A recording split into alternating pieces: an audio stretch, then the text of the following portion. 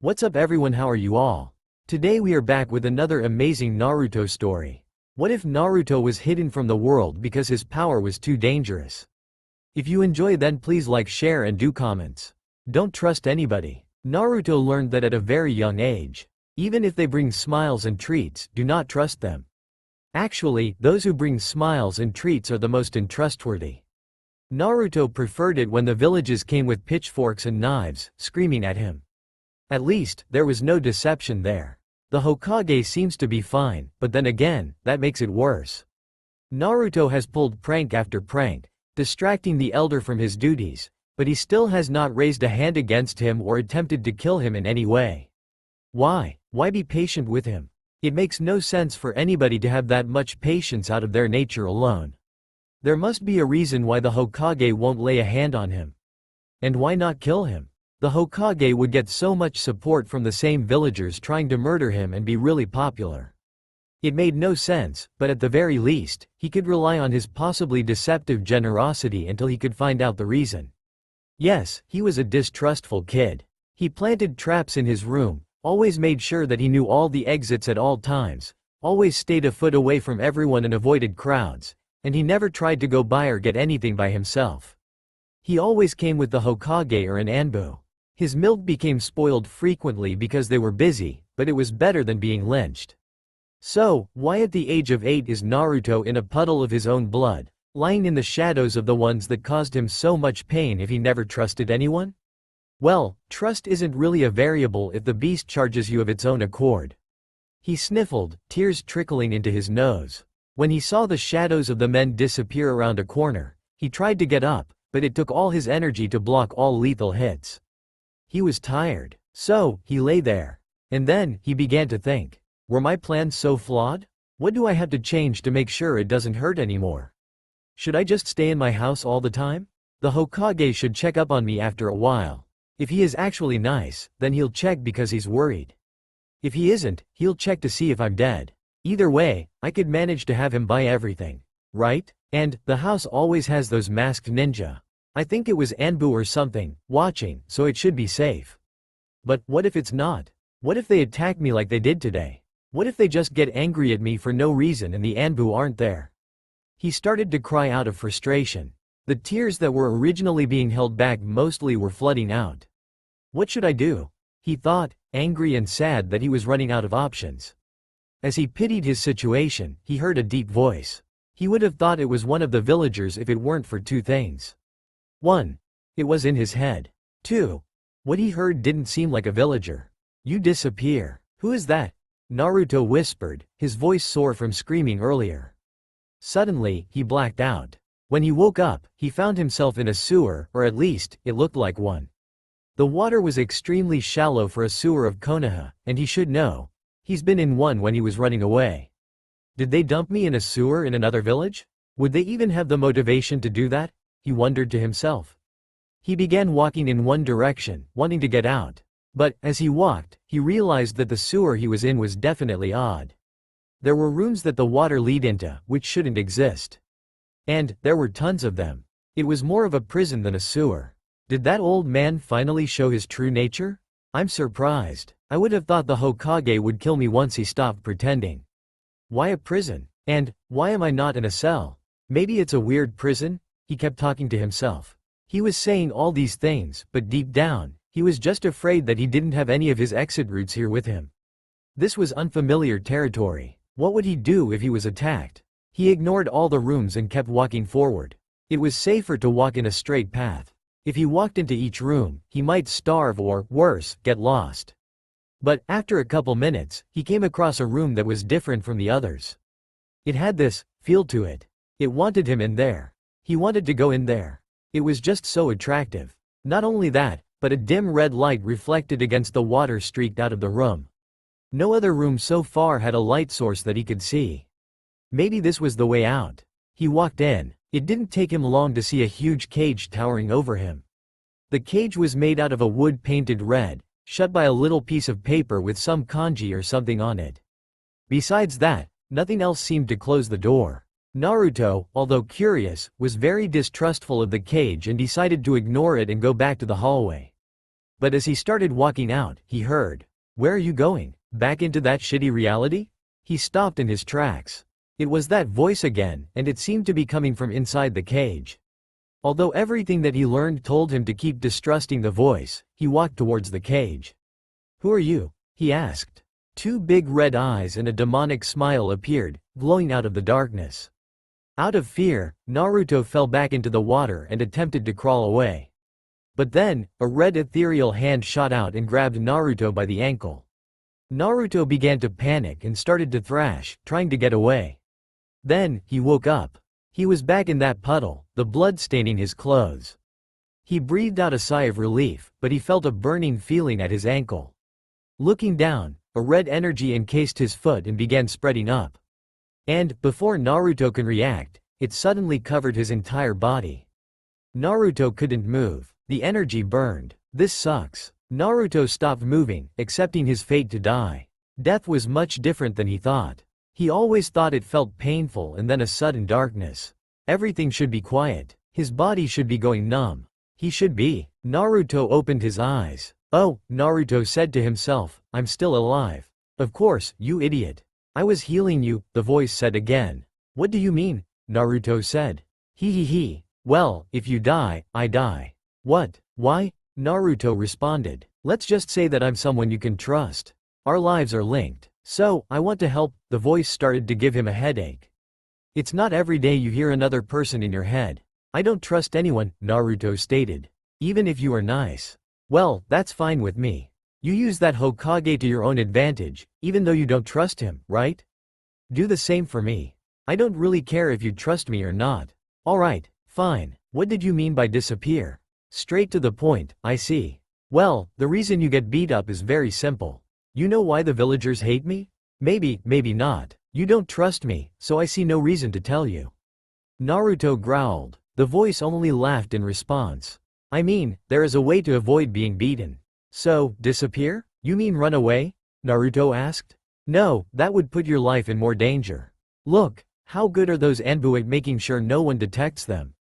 "Pretty good. I mean, if they are trying to hide from me too. They suck cause I've seen them a few times, but no one else seems to notice them." "Well, first, they appear to make sure everyone knows that you are being protected.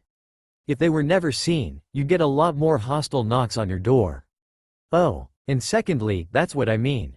Disappear. Make your presence undetectable. Become a ninja, and specialize in disappearing." "Ninja? And what do you mean specialize?" Sigh. "Well, go ask your Hokage in becoming a ninja. Specializing can come later. If you can't do the basics that a ninja can do, there will be no point." "How do I know you aren't just leading me into a trap? You seem to know about the Hokage. Maybe asking about being a ninja is a keyword or something. Fuck, you're distrustful. Well, if things do go bad, you could just jump out the window. I mean, that's one of your escape route, right? How do you know about that? Does it matter? You don't trust me anyways, so anything I say could be lies, right?" "Fine." Naruto stood up out of the puddle. He began to limp to the Hokage tower. He might get some actual medical attention there anyways. The Hokage sat at his desk, filling out paperwork as usual. He cursed his work. It kept him from his sake, his completely appropriate books, and Naruto. He sighed. Maybe Naruto will visit him today and give him a chance to rest. "No, you demon brat. I said you can't enter the Hokage's office. Especially when you that blood on you. What, did you finally snap and kill someone, you demon?" A voice screeched from outside. The Hokage sighed and smiled.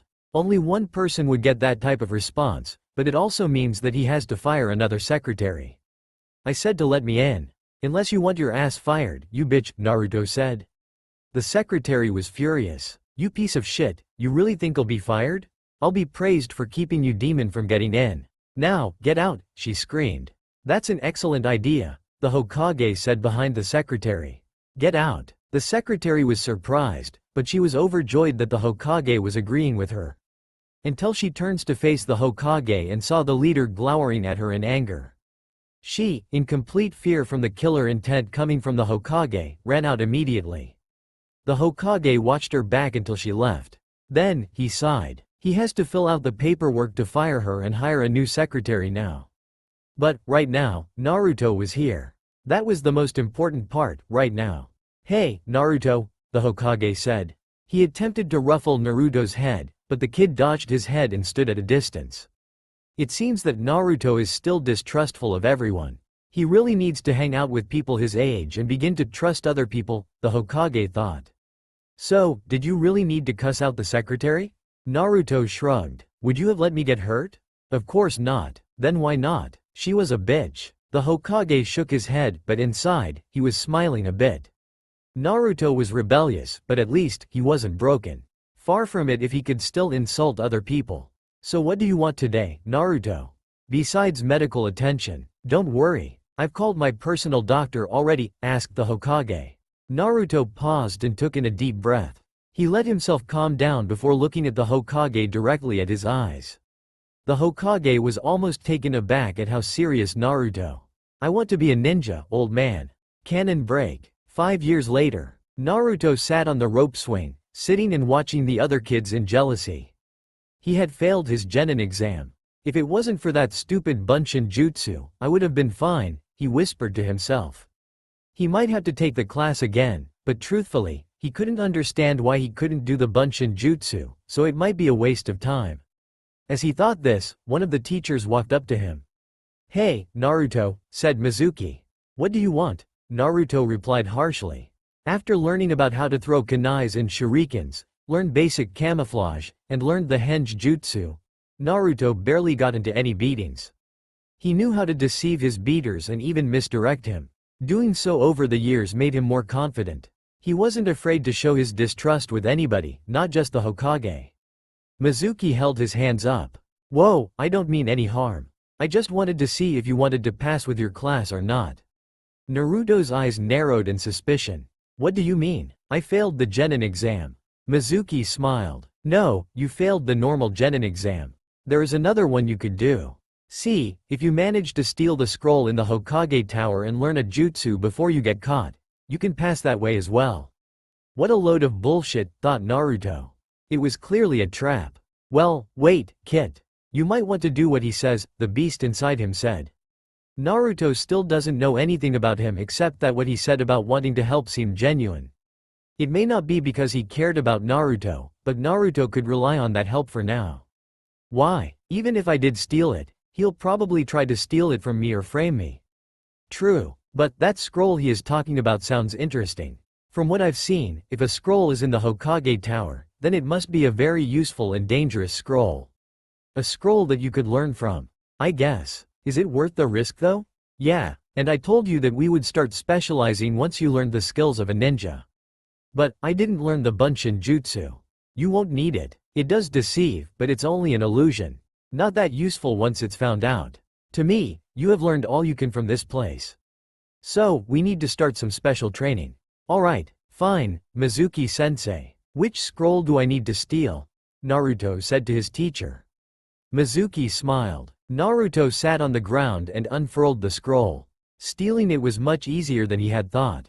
I guess anybody who steals it could be easily tracked. But, old man, you're a bit too confident if you think the scroll doesn't need more guarding because you think you can always find it, Naruto thought. Kit, unfurl it all the way. Let me read everything with you. And, you brought some paper and a writing utensil, right? Weren't you watching me from inside when I did? You really think I want to watch your daily life all the time? I rather sleep. Naruto rolled his eyes and began to read. Let's see. First jutsu is Kage Bunshin no Jutsu. Fuck. Naruto scratched his head in frustration. I'll just skip that one. Wait, Kit, look at the description. A fully solid clone that requires a ton of chakra. That sounds useful, unlike the normal Bunshin jutsu. But, I suck at it, Naruto thought. Trust me, this'll work. Do you know why I can't do the Bunshin jutsu? Maybe I do, maybe I don't. Just copy the fucking jutsu down. Naruto hated the fact that the beast seemed to know so much but gave so little. At the very least, Naruto could trust the beast of not tricking him, at least, not tricking him so obviously. Kage Bunshin no Jutsu, there, written. Next is, nope, maybe? Hey beast, what about this one? Naruto said. Bunshin Daibakuha? Making a Kage Bunshin explode? That does sound useful, though, it's not really suited for our specialization. Write it down, but write a note next to it saying that it's optional. But, actually, the one next to that. Kyoka no Kenshutsu by the Inuzaku clan. A jutsu that enhances one's sense. That might be necessary in order to deceive others by always knowing where they are. Write that down. Through this process, they had picked out multiple jutsus of other clans and people. Kiri no chakra, charka mist. A jutsu that disperses a huge amount of charka, making the user invisible to the Byakugan, Sharingan, and can make one's presence undetectable by other ninja. Requires large amounts of charka. Choju no Giso, superior camouflage. A genjutsu that replicates any texture and color of any object in contact, can be used in combination with the Henge Just You, and K's Bunsen, wind dispersion. Not an actual wind jutsu, it replicates the effects of it. It releases chakra in a way that pushes wind around, messing up scents and other tracks in the wind. If more chakra is added, it can become a powerful force. Alright, I think we're running out of time. Last one, Kage Jutsus. Does that mean the Kage Bunshin no Jutsu? Naruto asked. No, Kage Bunshins are just a clever name like the K's Bunsen. They only replicate something, but what is that? You don't know? Well, let's read the description. Jutsus of the shadow style. What's a shadow style, beast? Shadow style? That's impossible. There are only 5 styles that jutsus can be. Kaiten, fire style, Sweden, water style, Douten, earth style, Raiden, lightning style, and Futon, wind style. What is into shadow style? I don't know. Why are you asking me? Naruto shrugged and looked at the jutsus on the list below the heading. Into Kageken, into Kage Sume, into Sesuru, into Tsukisasu. Why do all these jutsus have the word into in front of them? Hey, beast, it's the jutsu type. The jutsus you have learned so far and written down are jutsus that require only basic chakra, but many jutsus that shinobi use have some type of element.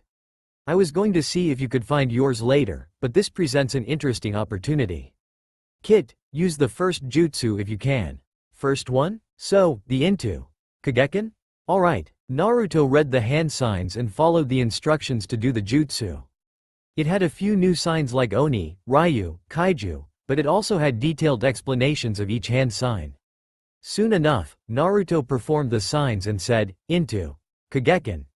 What happened next scared Naruto at first. His shadow and the shadows of the nearby trees and shades elongated, stretching to his hand. When it reached palm, it detached itself from any surface and became a blade that didn't touch his palm, but it was very close.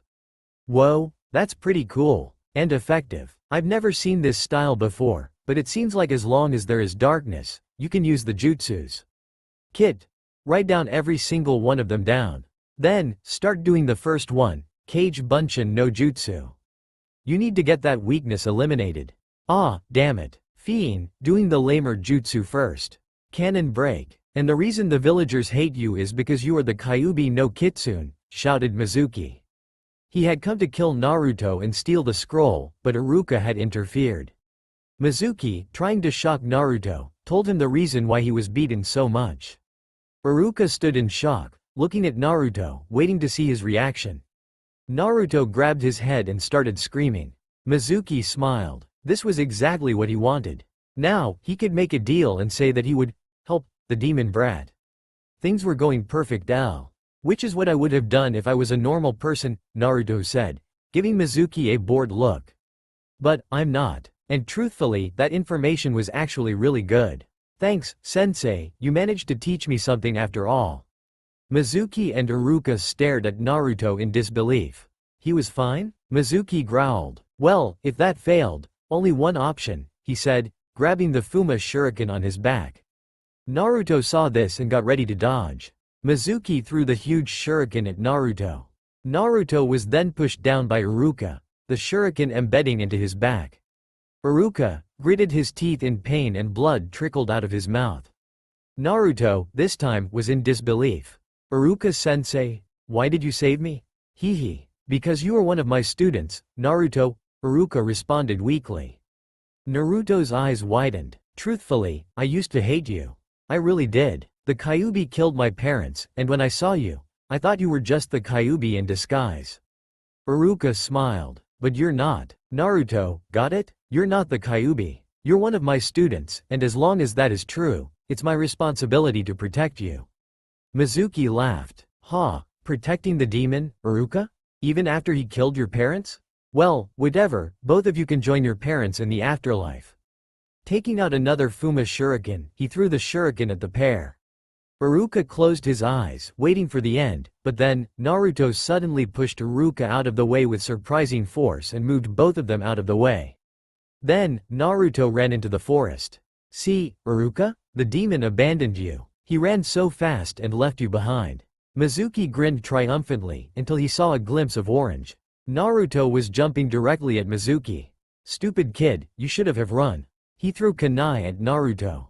Naruto, being in the air, couldn't dodge and was hit directly by the weapons. "Naruto!" Iruka shouted. But then, Naruto went poof. His eyes widened in surprise. Mizuki, realizing he was tricked, began to comb the forest with his eyes, looking for Naruto. "Where are you looking at, sensei?" he heard behind him. Before he could react, two Narutos had grabbed onto his limbs, holding him down. The real Naruto stood behind him, making hand signs. Shadow clones? Iruka and Mizuki both thought. Naruto finished his hand signs and said, "I can deal with you hurting me. I can deal with you tricking me. But you hurt someone who genuinely put his life on the line for me. That's unforgivable." Mizuki's shadow elongated to Naruto's hand and created a blade. Neither Iruka nor Mizuki could see because Naruto was hidden behind Mizuki's back. "For your corruption, I will kill you with your corruption. Darkness represents chaos. Chaos represents corruption," Naruto began almost chanting. What? What are you saying, demon?" Mizuki said, terrified. "I'm saying," said Naruto. Naruto lied in his bed.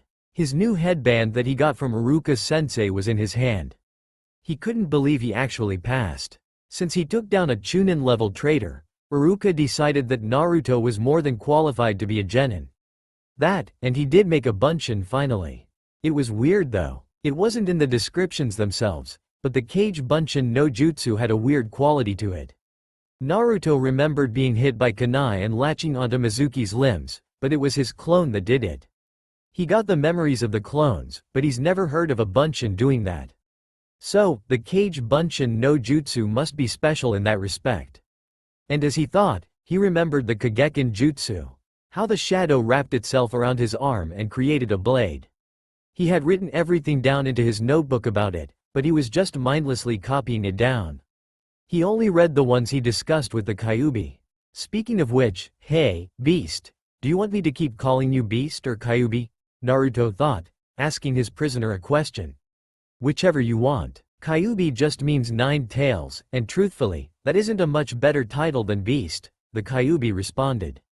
Title? Do you have a name then? Naruto asked. Yeah, but I'm not telling a weakling like you. Come back to me when you get fight a Biju like me hand to hand, and then, we'll talk. Looking at the headband again, he just couldn't believe things have gone so well.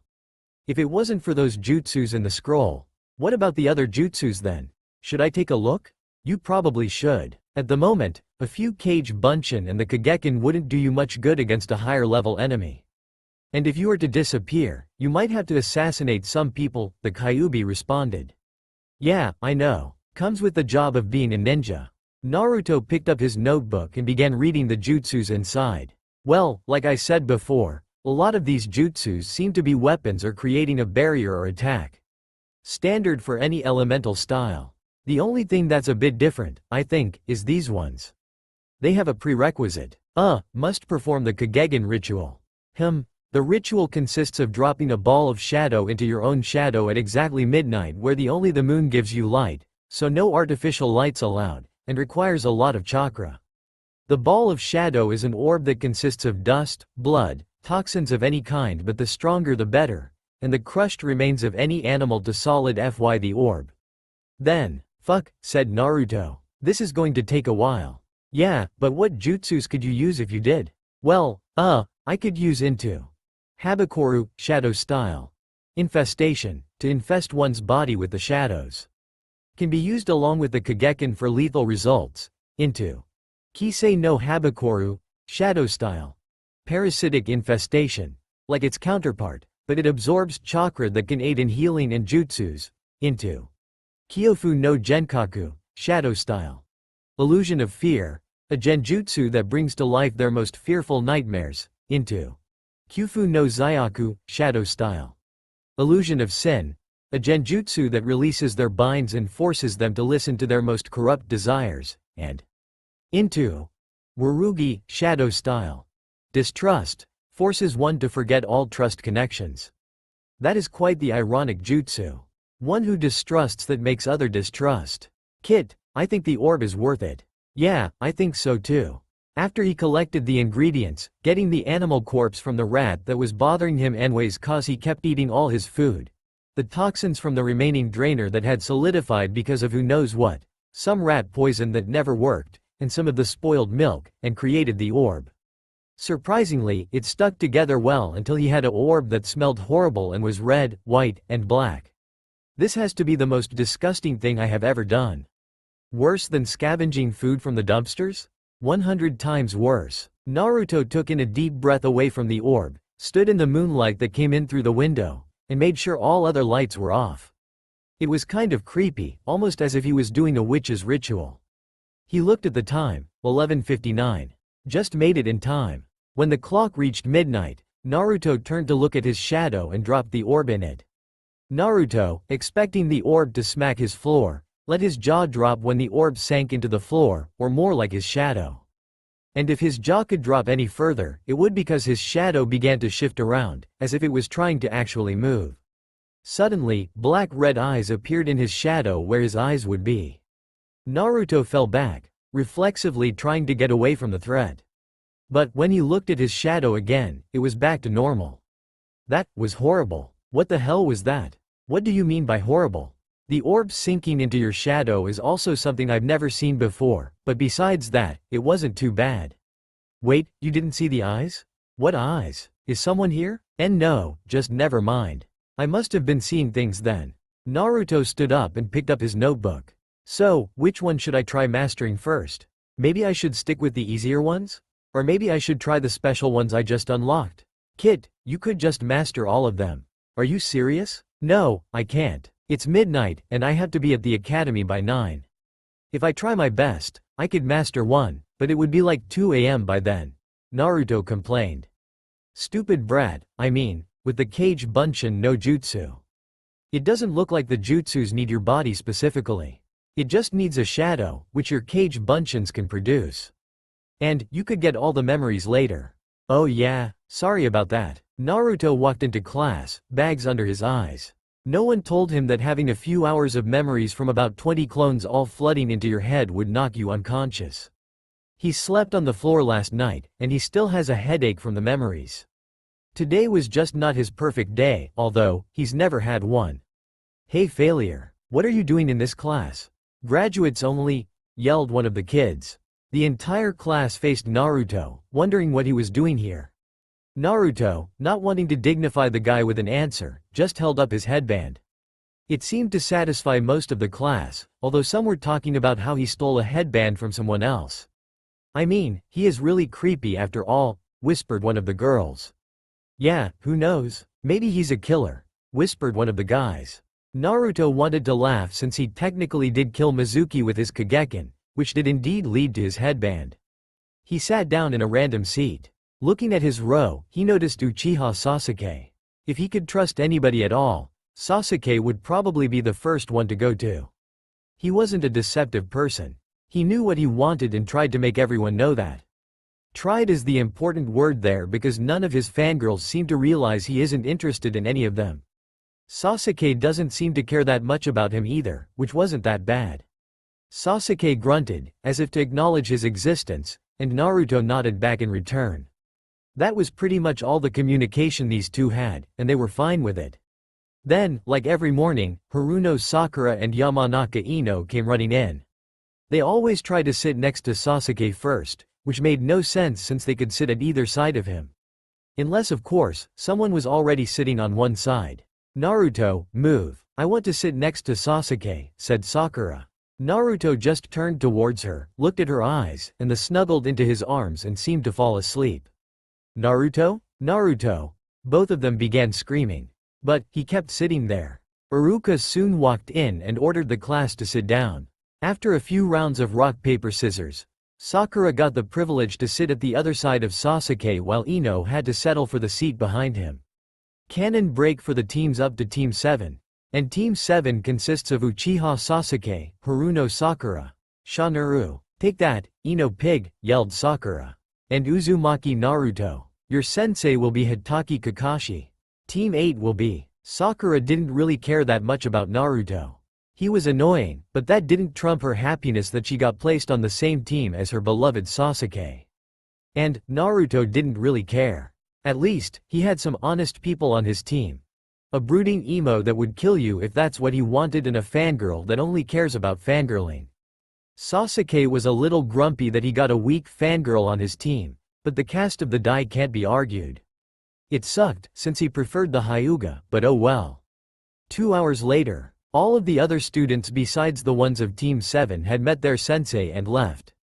Team 7's sensei hadn't even sent a message. To say that Team 7 was furious would be an understatement. The door opened, and a man with gray spiky hair popped his head in with a nonchalant look on his face. First things first, I don't like any of you. Meet me on the roof. The door then closed, which gave the signal for Sakura to start screaming about how it wasn't fair that they got this kind of sensei. Sasuke, although pissed, didn't seem to care much and started walking up. Sakura, seeing her crush go, followed after him. Naruto was angry, but he was also curious. Something wasn't right. After all, a team and their sensei usually have tons of missions together, but this guy didn't seem to care. He must be planning something. They all got up there, and the students sat down on the stairs that lead to the fence, overlooking the academy. Kakashi cleared his voice and said, "All right, let's introduce ourselves.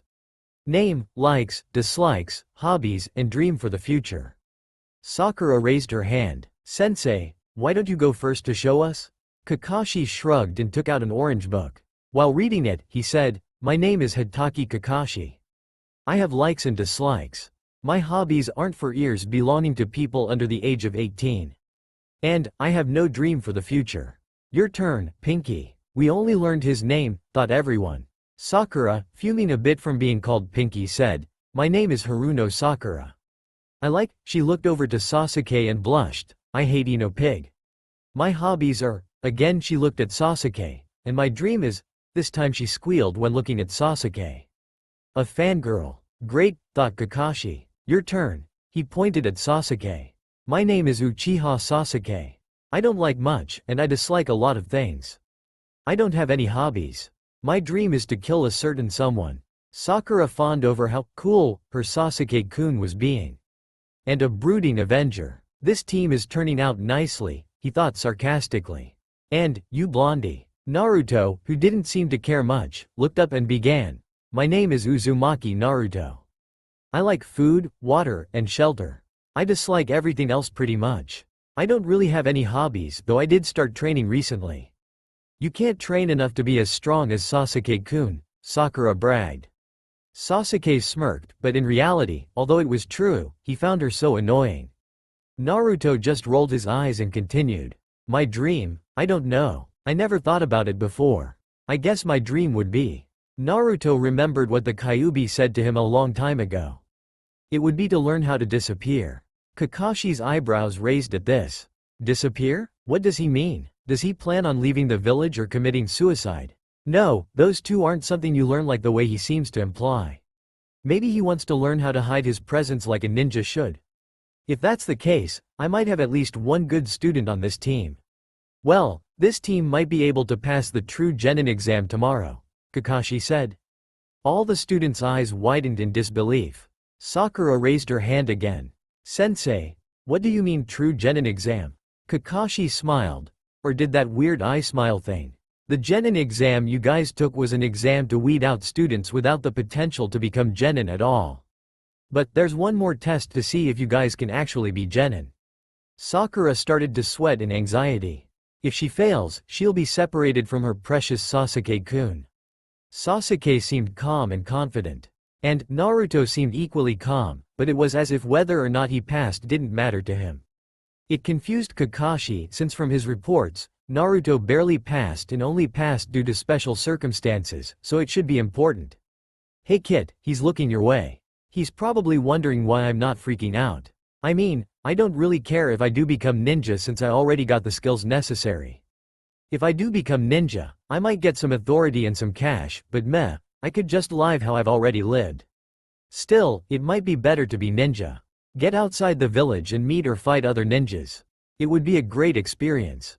Maybe. The getting out of the village sounds great at least. Meet me at the third training ground at noon tomorrow. And, don't eat. You'll just puke it back up, Kakashi said before shining away. Sasuke, seeing his sensei leave, stood up to go as well. And of course, Sakura followed after him. Naruto scoffed at the pink-haired girl's behavior. She's so into Sasuke that she never even tried to be a good ninja. The only reason she passed was because she was lucky that she could do the basic jutsus. If we fail the test cause of her, I doubt I'll be able to handle it. From over the fence, he could see Sasuke abandon Sakura in front of the school. She looked slightly dejected, but she perked herself up and began walking home. I bet she can't even tell if someone is trying to trick her from her lack of observation. Sasuke wants to be left alone, idiot. I bet I could henge into Sasuke and trick her and teach her a few lessons. A voice could be heard. Huh? Naruto looked around. Seeing nobody, he asked Kyuubi if he heard the voice as well. What are you talking about, Kit? I haven't heard a thing since you stopped ranting about that girl. Do it, the voice said again. Naruto, now starting to realize that the Kyuubi hasn't been able to see or hear the same things as him, stayed quiet and tried to listen. You're right. If you henge into Sasuke, you could trick her and teach her a few things. You could beat her for being stupid, and she'd probably bounce back. You could tell her lies to make her stop being so annoying. Naruto was perplexed at not only where the voice was coming from, but also on how dark it was. Because, it seemed to be coming from his own head. It sounds great, doesn't it? Picking on a girl that has done nothing to help you when you needed it. And, you wouldn't even get caught. Especially if you tied up Sasuke somewhere so that he couldn't interfere. Naruto had to agree. This was all true, but it was all kind of sick as well. I mean, tying up someone and doing horrible things to others? It was just, oh, good idea. Tying up and doing horrible things. That gives me a great idea. Naruto knew this was going to a really dark place, and he had an idea on what it might be, but his curiosity gave way. Naruto walked groggily to the third training field. That voice never made a comeback, but instead, he suffered night terrors that night. Barely getting any good sleep, he tried his best to get to the training field with his eyes closed. If he gets beaten up again, so be it. Maybe he'd get knocked out and be able to sleep in the hospital. When he got to the training field, he saw both Sasuke and Sakura there. Sasuke looked up to only acknowledge his existence, but he went back to brooding as usual. Sakura noticed Naruto as well, waved hi, and then went immediately back to fangirling over her Sasuke-kun. But when she waved at him, Naruto felt uneasy, waiting for that voice to come back. But, he heard nothing. I wonder what happened to that voice. You no longer hear it? Asked the Kyuubi. Naruto, internally, shook his head. In a way, he regretted telling the Kyuubi about the voice. He still didn't trust the beast and didn't want him to know anything that wasn't necessary. But since he is stuck in there and can't hear or see the hallucinations, it should be fine. The new team waited, and waited, and waited. Soon, it was 2 hours. Both Naruto and Sasuke were silent, but internally, they were ready to kill their sensei once they saw him. Sakura chose the better way to release her pent-up anger by screaming her lungs out. Poof! Kakashi appeared in a cloud of smoke. Reading the orange book, he waved at his team, one of the members still screaming now at him. I have serious doubts about the members on my team, Naruto thought. The only one I could maybe rely on is Sasuke. But, he's an emo brooder, so his emotions might get in the way. Sakura is not only weak, but she's loud as hell. Aren't ninjas supposed to be masters as disappearing? Well, that's one of their specialties. That's why I told you to be here. There are also med nins whose jobs are specializing in healing jutsus, strike ninjas who are specialized in attacking or defending the village, and scholarly nins who study jutsus and chakra, increasing the village's knowledge base. Some specialize in multiple fields. The Kyuubi explained. Naruto shook his head. And what field does this girl think she'll get into? Kit, remember, not all of the ninjas you'll be training with have a tragic backstory to drive them. This girl probably is only in it for that guy. Naruto sighed. So we got a female ninja that can't ninja and a sensei who not only is blunt and obscure but also late as hell all the time. This sucks. During this thought process, Sakura had calmed down and Kakashi began explaining the test. Canon break for the test explanation. So, whoever doesn't get a bell is sent back to the academy. Got it? Kakashi asked. The genin nodded their heads. All right. Then, test start. All 3 students disappeared into the forest. Kakashi returned to reading his book while detecting his students. Well, all 3 seemed to be able to hide their physical presences. So, at least, they're trying to be ninjas, he thought. Sakura is under that bush. Sasuke is in the tree. Naruto, is that chakra? Performing a jutsu from there? What's he planning? Naruto finished his hand signs. Kakashi was watching very calmly, but his eyes widened when he suddenly detected a huge amount of chakra. It seemed to be coming closer, but it's almost as if it was dispersed. Kiri no chakra? When did that kid learn that? Sasuke and Sakura seem to not notice it since they are not at the level where they can detect the chakra in the air. But Kakashi felt the heavy air settle on him. He couldn't detect Naruto anymore by his chakra. Kakashi calmed down. If he moves, I can still detect him. Still, that's impressive. Suddenly, a barrage of shurikens slammed into his body. Nearby, Sasuke grinned, celebrating his victory, until he heard a poof and saw a log destroyed by his attack instead. Growling in anger, he moved positions, looking for his gray-haired sensei. When he found him in another part of the field, he immediately went for the direct attack. Without moving his eyes from the book, Kakashi blocked every single attack, dodging the genin's attempts to steal a bell. Out of ideas and extremely frustrated, Sasuke went for his next option. He began performing signs for his signature fire jutsu. Kakashi looked up a bit, slightly interested in the youth's technique. Already mastered Kaden. Gokakyu no jutsu? Impressive, but if he seriously thinks he can hit me with that, Kakashi's eyes widened in realization. The area was covered in chakra, which isn't a problem, but what if it was wind element chakra?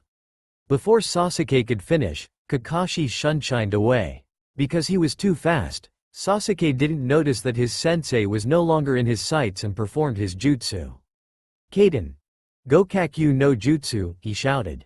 He started to breath out a big ball of fire, but it suddenly expanded in size and speed, creating fiery havoc in front of him and even incinerating a bunch of trees. His eyes widened in surprise. Whoa, I didn't think my jutsu was that powerful.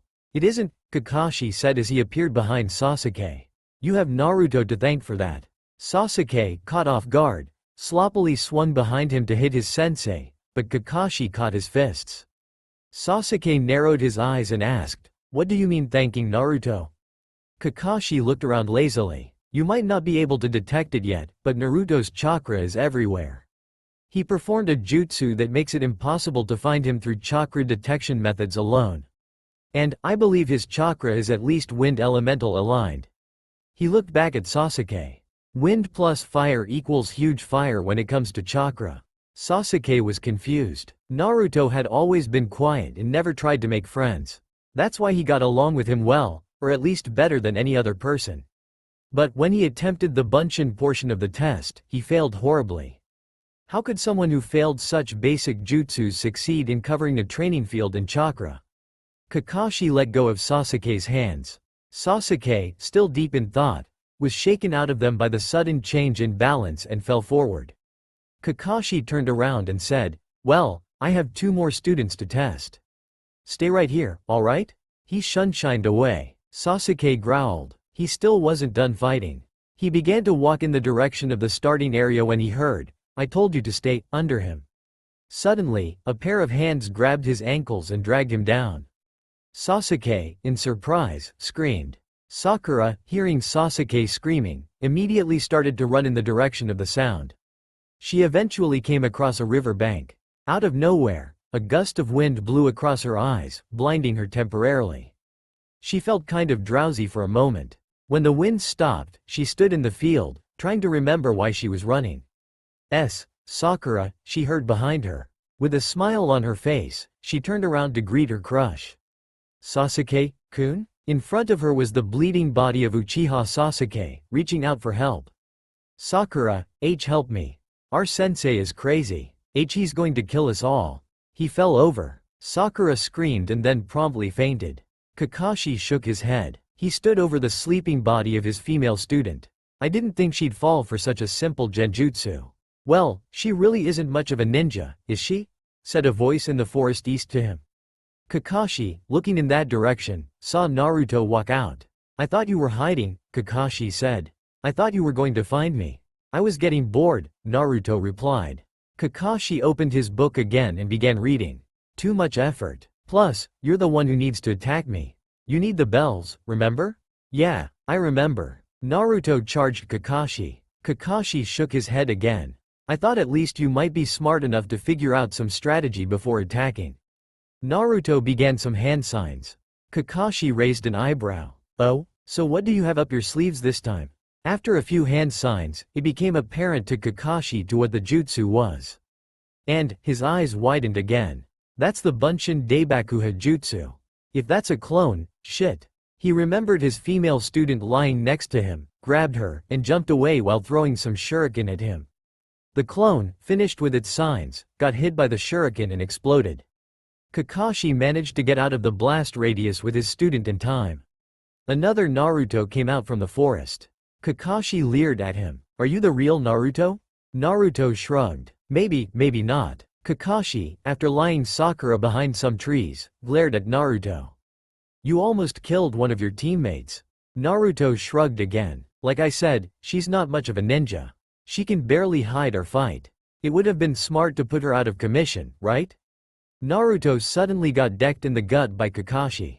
He flew for a bit, and after landing, grabbed his stomach and proceeded to dry heave. Kakashi stood over him, furious. You're right, Sakura isn't much of a ninja. The rules themselves may even agree with you. And, those who break the rules are scum. He made sure Naruto could see his eye before continuing. But, those who abandon their comrades are worse than scum. Naruto was silent through the whole thing, mostly cause he couldn't breathe. But, after standing up, he looked down at the ground. Kakashi relaxed. It seemed the boy got the message. But then suddenly, Naruto looked at his sensei with rage in his eyes. Comrades? Naruto asked. That's not my comrade. Kakashi was taken aback. Wah! Naruto cut him off. Comrades are fellow companions you trust.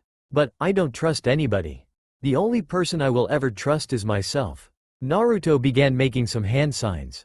Kakashi immediately got into a defensive position. He saw hand signs that he didn't recognize, and he really didn't like that. Naruto finished his signs and shouted, "Into Sesuru." His shadow reached out and connected with Kakashi's shadow. Kakashi, for the third time today, widened his eyes in surprise. Isn't this the Nara's signature jutsu? No, I can still move. Kakashi thought, moving his fingers to confirm. Naruto continued making hand signs, more than before as quickly as he could. When he finished, he shouted, "Into Tsukisasu no Kageken." Blades of shadow suddenly shot out of Kakashi's shadow and attempted to impale him. Kakashi, noticing this, with his faster reflexes, used the Kawarimi no Jutsu to replace himself with a log.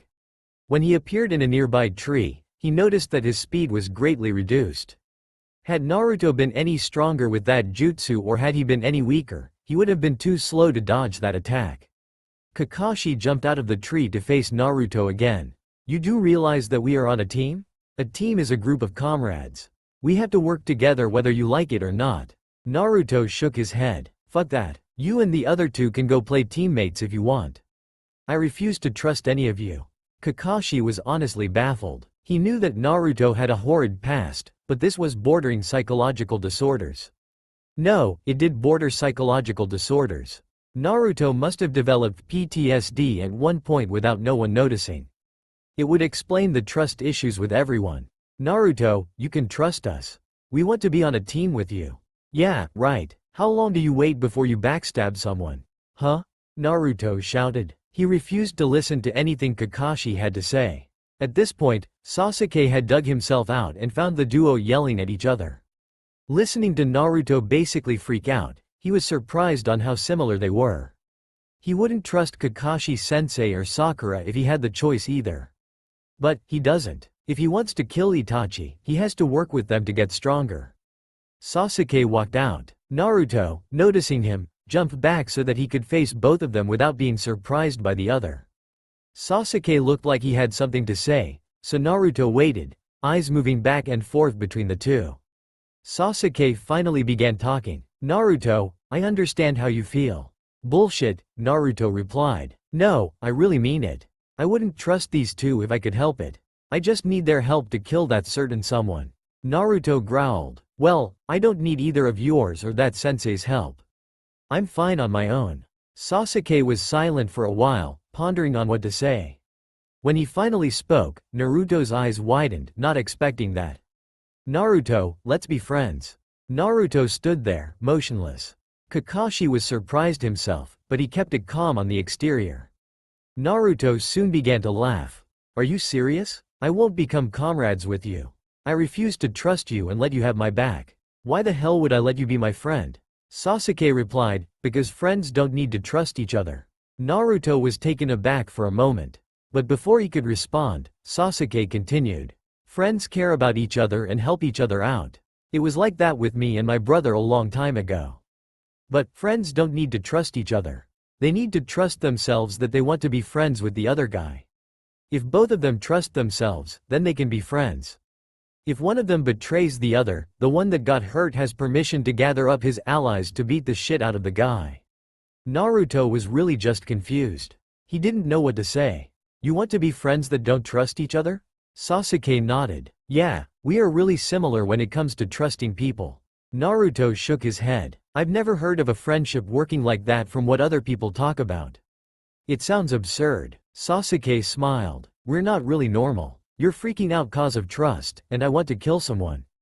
An absurd relationship might be for the best.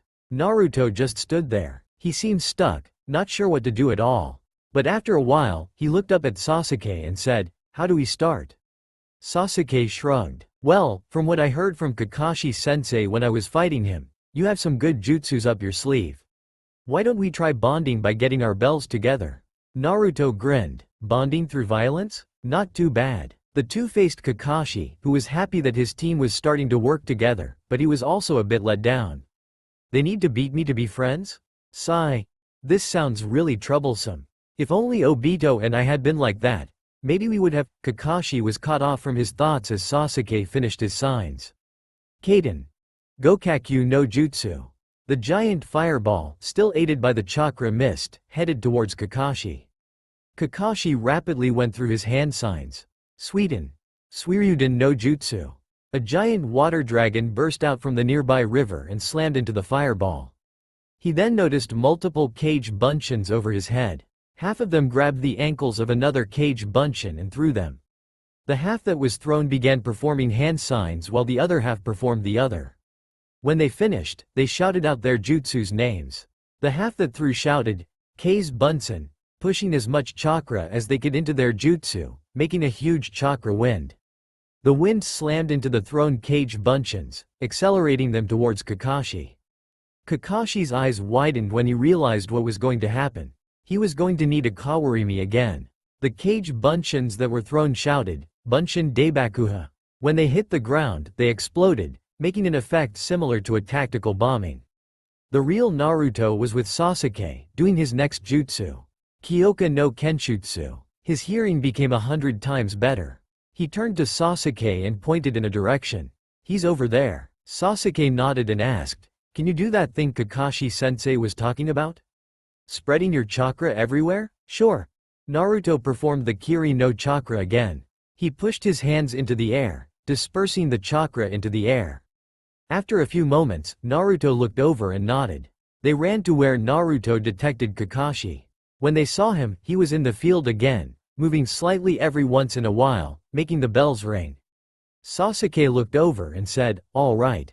So, let's try and defeat him and tire him out with Kaden. Gokakyu no Jutsu. So, go keep him busy while. Naruto looked over with a bit of anger. Wait, no. We may be friends, but I don't trust you enough to turn my back on you. You distract him. Sasuke opened his mouth to argue, but he stopped himself. Naruto was much more distrustful than he was. Even if he argued, he would never go out there and let his back be exposed. Sasuke agreed instead. Do you have some idea on how to get those bells? Asked Sasuke. Naruto looked at Kakashi, as if planning, and nodded. Yeah, I think I might. Kakashi noticed the duo as soon as they arrived, and he noticed that they seemed to be planning. He was actually quite happy. They were working together, which was the entire point of the test. Now, if only Sakura could join them, this would have worked out perfectly. Then, Sasuke with a few cage buncheons of Naruto jumped out, running towards Kakashi. Kakashi, expecting a barrage of taijutsu, got ready to defend, but he wasn't expecting Sasuke to jump as high as he could and for the cage buncheons to push him farther. When Sasuke was high in the air, he ran through the hand signs and shouted, "Kaden! Hosenka no Jutsu!" Multiple fireballs headed towards Kakashi. They soon hit the mist of chakra, making them increase in size threefold. Kakashi, in response, shouted, "Doden! Seikimori!" The earth rose around him and eventually formed a barrier. But, unexpectedly, none of the fireballs hit the barrier but around him, creating multiple craters. When Kakashi lowered the barrier, he saw the cage buncheons of Naruto standing around in a circle, performing the unrecognizable hand signs. When they finished, they all shouted, "Into Sesuru!" Their shadows reached the craters, touching the shadows that were made by them, and eventually grew stronger and connected with Kakashi's shadow. Kakashi, having multiple shadows on him, could barely move. If he really wanted to get out, he could, but he thought that his students should take the win. Sasuke dropped down. When he landed, he went to get the bells. Touching the connected shadows, he felt a little weakened, but since the shadows and chakra were aimed at Kakashi, he could move freely. The Naruto still hiding smiled. They had won. As soon as Sasuke takes the bells, he could dispel the clones. Then, why not try into Tsukisasu no Kageken now? Naruto's eyes widened in shock. The voice said, "You thought you could rid of me, didn't you?" "No, I'm here to stay. But seriously, kill them." Naruto shook his head as hard as he could. "I can't. One of them is my friend, and the other is my sensei. I can't kill them." The voice replied, "Your funeral. You won't ever get a chance like this to kill them. If you don't kill them now, they'll backstab you. Why trust them? Why give them the chance?" Eventually, after much effort, Naruto managed to suppress the voice. This time was worse. It tried to appeal to how he felt. That was dirty. Sasuke grabbed the bells and lifted them up high. Naruto, seeing that, released all of his jutsus. The cage buncheon spoofed out of existence, and the shadows connected to Kakashi's shadow disappeared. They worked together perfectly. It seems like they've passed the test, Kakashi thought. Naruto had jumped down to get his bell when Sakura had come out of the forest. She saw Sasuke holding the two bells, and she was overjoyed until Sasuke threw one of the bells to Naruto. "Sasuke-kun, why did you give one to Naruto?" she asked. "I want to be on your team too." Sasuke and Naruto looked at each other before looking back at Sakura. Kakashi waited for the correct response. "If one of them gives up their bell, then why would we give one to you?" they both asked. Kakashi was surprised, but he didn't show anything on the surface. Sakura, now with tears in her eyes, said, "But Sasuke-kun, I know you better than this loner. We could be a great team." Sasuke just scoffed at her, who flinched at the disapproving sound. He looked into her eyes and said, "Know me? You seem to misunderstand quite a bit.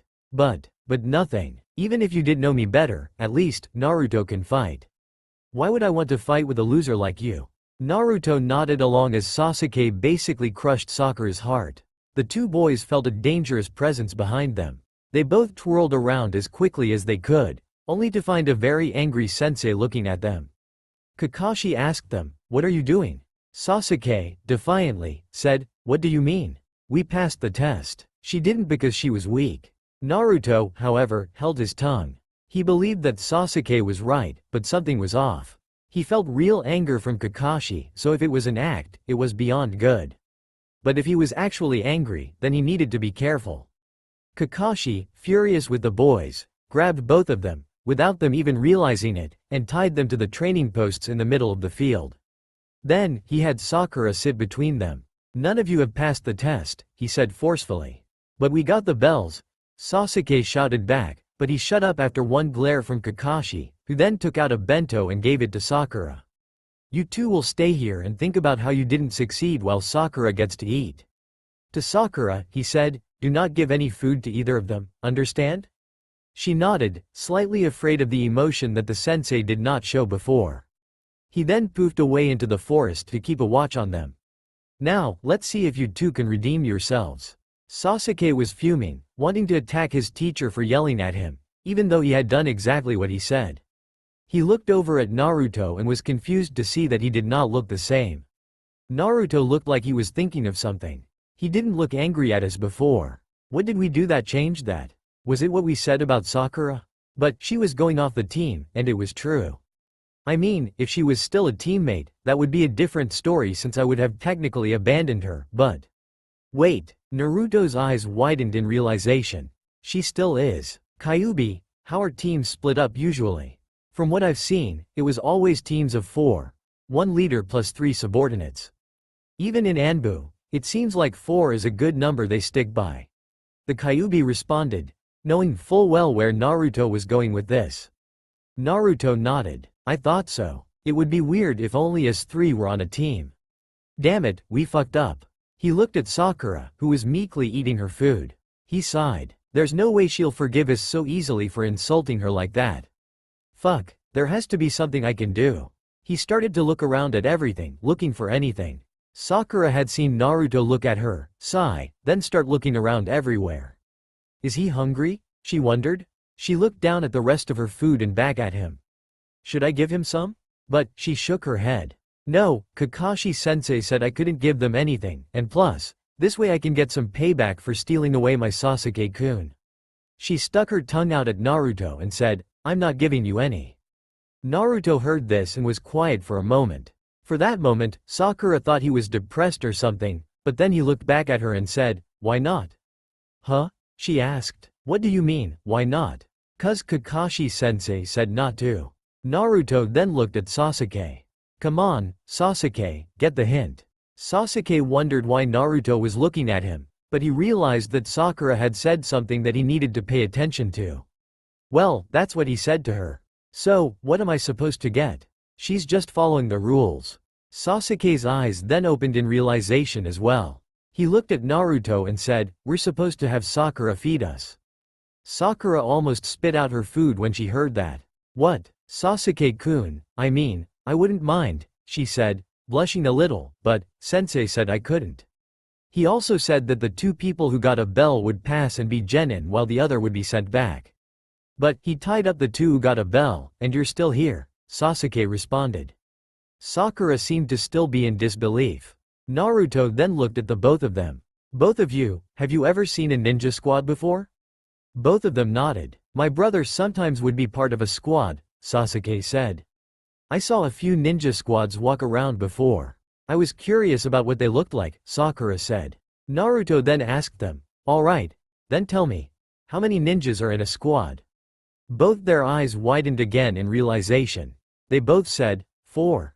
Naruto nodded, then looked up at the sky and shouted, Kakashi-sensei, you can come out now. We're not going to make fun of Sakura anymore. It would be bad teamwork if we did, right? Kakashi poofed back into the spot he originally was in. He looked at Naruto and Sasuke disappointedly. I would have thought you two would have gotten it during your own display of teamwork. Sasuke looked down in shame, but Naruto didn't. Kakashi glared at Naruto, who didn't seem to care much. You disagree? Naruto nodded. Well, yeah, I mean, Sasuke and I got a bell each without Sakura. This test was the thing that was wrong. It only taught us to use our resources. Kakashi shook his head. Did you really think I actually lost? Naruto looked at him and said, yeah, I do. I let you win, Kakashi said. Naruto nodded. Yeah, I know. That's why I won. Naruto looked at Kakashi and said, you didn't make the test impossible, sensei. Had you did, I would have understood the point since I would have accepted Sakura's help then. Kakashi was quiet for a moment and shook his head. He went over and cut the ropes on both of the boys. You're just making excuses at this point. Since you already worked together with someone, you should have realized that your power on your own wasn't enough. Naruto then mumbled something that Kakashi and Sakura could only hear. I managed to not die on my own power so far. It's not like your test was any more dangerous than my own life. Kakashi cringed, remembering that Naruto probably was more stubborn due to it being necessary to live like he did. Sakura, on the other hand, was confused. Dangerous? What does he mean by that? Kakashi looked at the three genin and said, "You guys barely passed the test. Meet at the Hokage Tower at 9 in the morning for your first missions, understood?" All of them nodded their heads.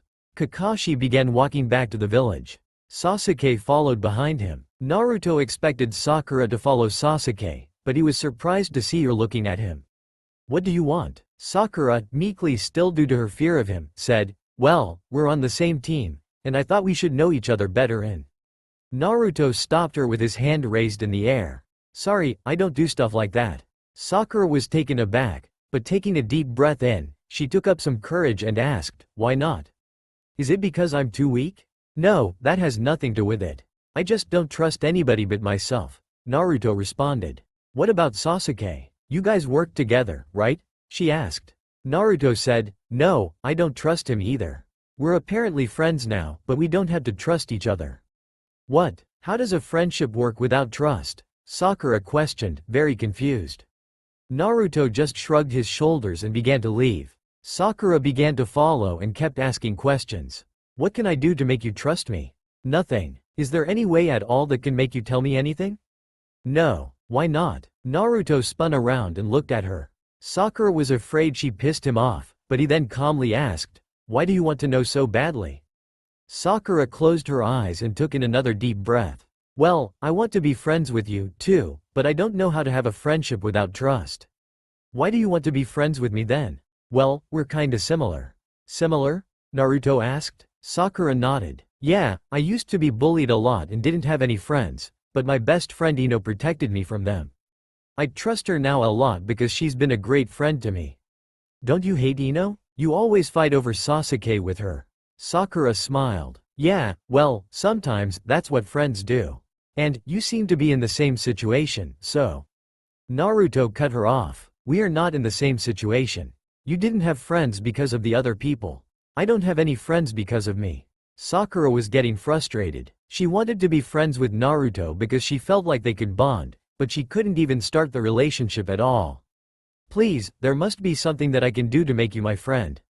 Naruto opened his mouth to tell her no again, but he then heard that voice again. "Sorry, but I'm taking over. It's too good of an opportunity. You'll thank me for this later." When Naruto blinked, he suddenly found himself not in control of his body and hearing his voice speak. "Well, you could tell me a secret that you've never told anybody. If you can trust me that much, I could maybe trust you," Naruto said. Sakura thought for a moment. "But I don't have any secrets like that. I tell Ino everything." Naruto then gave a grin that sent chills down Sakura's spine. It was creepy and dangerous looking. "Well, we could make that secret instead." "What do you mean?" Naruto suddenly grabbed Sakura by the arm and pulled her into close proximity. "Kiss me. If you do that, then I'll maybe trust you." Naruto was screaming at the voice to leave her and him alone, but it didn't seem like his own voice could get out of his body. Sakura was quiet for a very long time. Finally, she looked up and said, "Will that make you want to trust me?" Naruto's eyes widened. She was fine with it? Why? Then, he heard that voice again, with him this time. "Unlike you, I don't need to perform any hand signs to do any of the Into jutsus. I used Into Kyofu no Zyaku, shadow style, illusion of sin, on her. She always wanted a boyfriend that would understand her, and since Sasuke was always alone, she chased after him. I just made some changes." "You're forcing her to like me?" The voice laughed. "Hey, at least, I'm not raping her, right? And since she believes that you can be that perfect boyfriend, you can put a little trust in her blind emotion, right? Hee, humans are so easy to trick." The voice began to laugh hard, as if this gave him pleasure beyond any other means. It probably did. Naruto, on the outside still controlled by the voice, smiled creepily again and said, "Yeah, of course." Sakura took a deep breath again, but this time, it was to calm her nerves instead of calming her fear. She looked up at Naruto and his lips, longingly. Naruto bent down to kiss her. The true Naruto inside was still yelling at the voice to stop. Then, their lips touched. The Hokage's office was filled with Junin, giving their reports. They all just finished their tests with the new genin. Yuhi Kurenai stepped forward. Team 8 passed. They showed great teamwork, although, the Inazaka was a little hard-headed at first. The Hokage nodded, and she stepped back into the group. Sarutobi Asuma came up next. Team 10 passed. Not too surprising, considering their parents' legacy. A poof was heard next to the group. The Hokage looked over at the late arrival. "Ah, Kakashi, I was wondering when you would arrive." A voice was heard from the back. "Failed another team, Hitaki?" A few snickers could be heard. Kakashi stood in front of the crowd and said, "Team 7 barely passed." Uchiha Sasuke and Uzumaki Naruto managed to work together, but they almost failed when they attempted to abandon Haruno Sakura. A few gasps were heard and then a deep silence. The Hokage waited for him to continue, but Kakashi had this look that seemed to say that it was private. He nodded his head to confirm. Kakashi then stood at a corner of the room and waited for the rest to continue, which were all failures. When the room was emptied, Kakashi stood back in front of the Hokage and continued. "Hokage-sama, what jutsus did Naruto take from the Forbidden Scroll?" The Hokage raised an eyebrow at this. The Kage Bunshin no Jutsu was what Iruka had reported. That should be it. Why? Naruto performed some jutsus that were a rank or higher, and some of them were unrecognizable to me, Kakashi said. "Oh, like what?" the Hokage asked. "He used Kiri no Chakra and Bunshin no Daibakuha." "I see. What about the jutsus you don't recognize then?" "Well, it looked like the Nara's trademark jutsus, but they were much different and went by a different name. They even had an elemental style that Naruto kept saying. He kept saying into." The Hokage's eyes suddenly widened and stood up quickly, knocking over papers and writing utensils off the desk. Kakashi thought, "I knew it. It wasn't something good." The Hokage asked him, what jutsus of that style did he use? Kakashi recalled all the jutsus Naruto had used against him. The Hokage, after hearing all of them, sat back down and sighed in relief. "That's good." Kakashi, confused, asked, "Hokage-sama, what are those jutsus?" Sarutobi, the Sandaime Hokage of Konohagakure, also is called the Professor due to his vast knowledge of jutsus. He sat down and began to explain what he had learned and why he had sealed them in the scroll. Those jutsus were the product of many things. Orochimaru had wanted to copy the Nara's jutsus for himself, but he failed to replicate it without the clan's secrets. The notes were abandoned until someone had picked up the notes, finished them, and gave them to a ninja. He began. "Who finished them?" Kakashi asked. Sarutobi was silent for a moment. Kakashi wondered if it was someone famous or dangerous, maybe a missing nin or another Kage. Sarutobi then looked at Kakashi with an extremely serious face and said, "A demon." Kakashi's eye widened in surprise. "Do you mean one of the Biju?" "No, I mean actual demon. Yukai, evil spirit, it has a lot of names." Kakashi's jaw dropped. Why would a demon take interest in ninjutsu? The Hokage shook his head. It's not ninjutsu that he was interested in it. It was Orochimaru's discovery. He asked, "Do you know how the Nara jutsus work?" Kakashi replied, "It has to do with manipulating light and dark chakra, correct?" This is actually a thing. Correct. The Nara's jutsus replicate shadows by sending chakra into their shadows and stretching the chakra to another shadow. Like the opposite of getting out of a genjutsu, it aligns with the opponent's chakra, possessing the body. But what Orochimaru was trying to discover was how to make actual shadow a weapon. That was what the demon was interested in, Sarutobi explained. "So, Naruto was using his actual shadow to attack?" Kakashi asked. "Yes, again, this is correct. But, that's not the issue. If the jutsus Naruto used in the fight against you were all he knows, then he is lucky to avoid the curse of that style." "Curse?" Sarutobi stood up and looked outside before continuing. The demon had given the notes to a 30-year-old genin. He had failed the Chunin exam again and again. But, due to his limits, he could not pass. The demon offered him power, and he accepted. Sarutobi looked at Kakashi again. What he didn't tell him was the curse of using those jutsus to the fullest. In order to use your own shadow, your most corrupt side of your personality detaches from you, becoming sentient and can even take over. It usually has the original's welfare in mind, but welfare in that sense is achieving everything they want. The ninja went crazy during the Chunin exams, and we had to take him out. Kakashi was just taken aback. He thought bijus were the worst of it, but demons now? So, what about Naruto?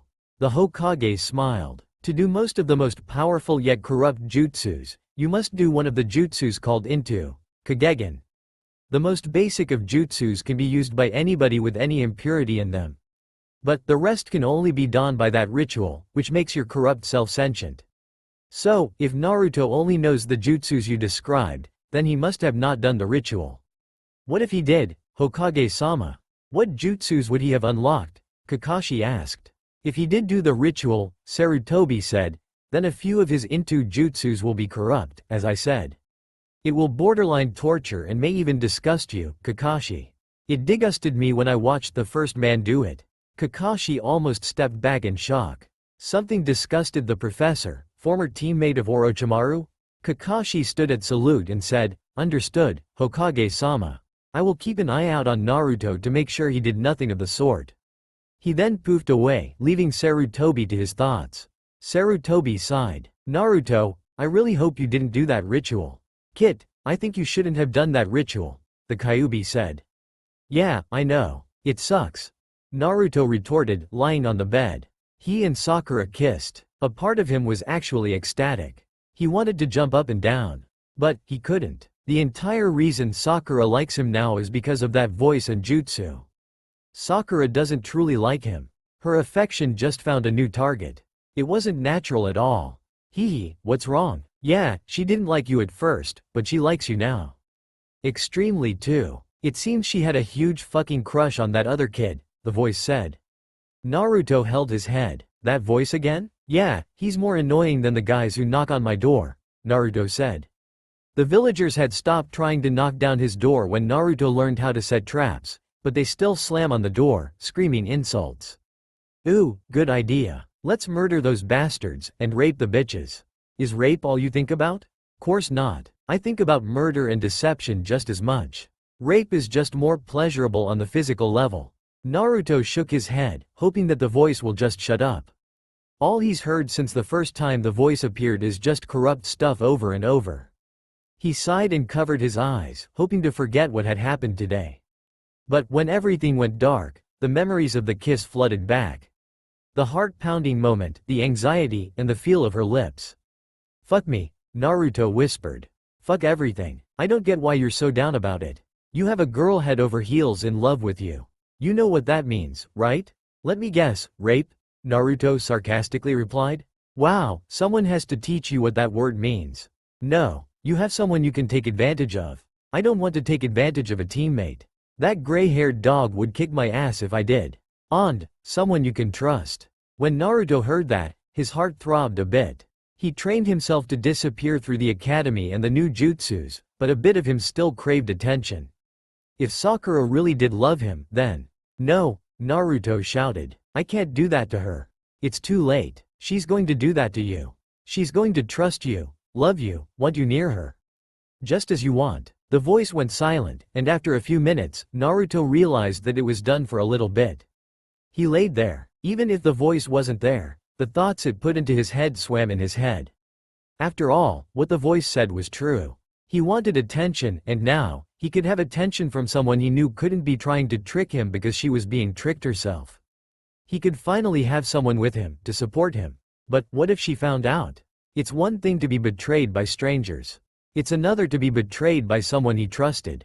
He knew that and avoided trusting people for that reason.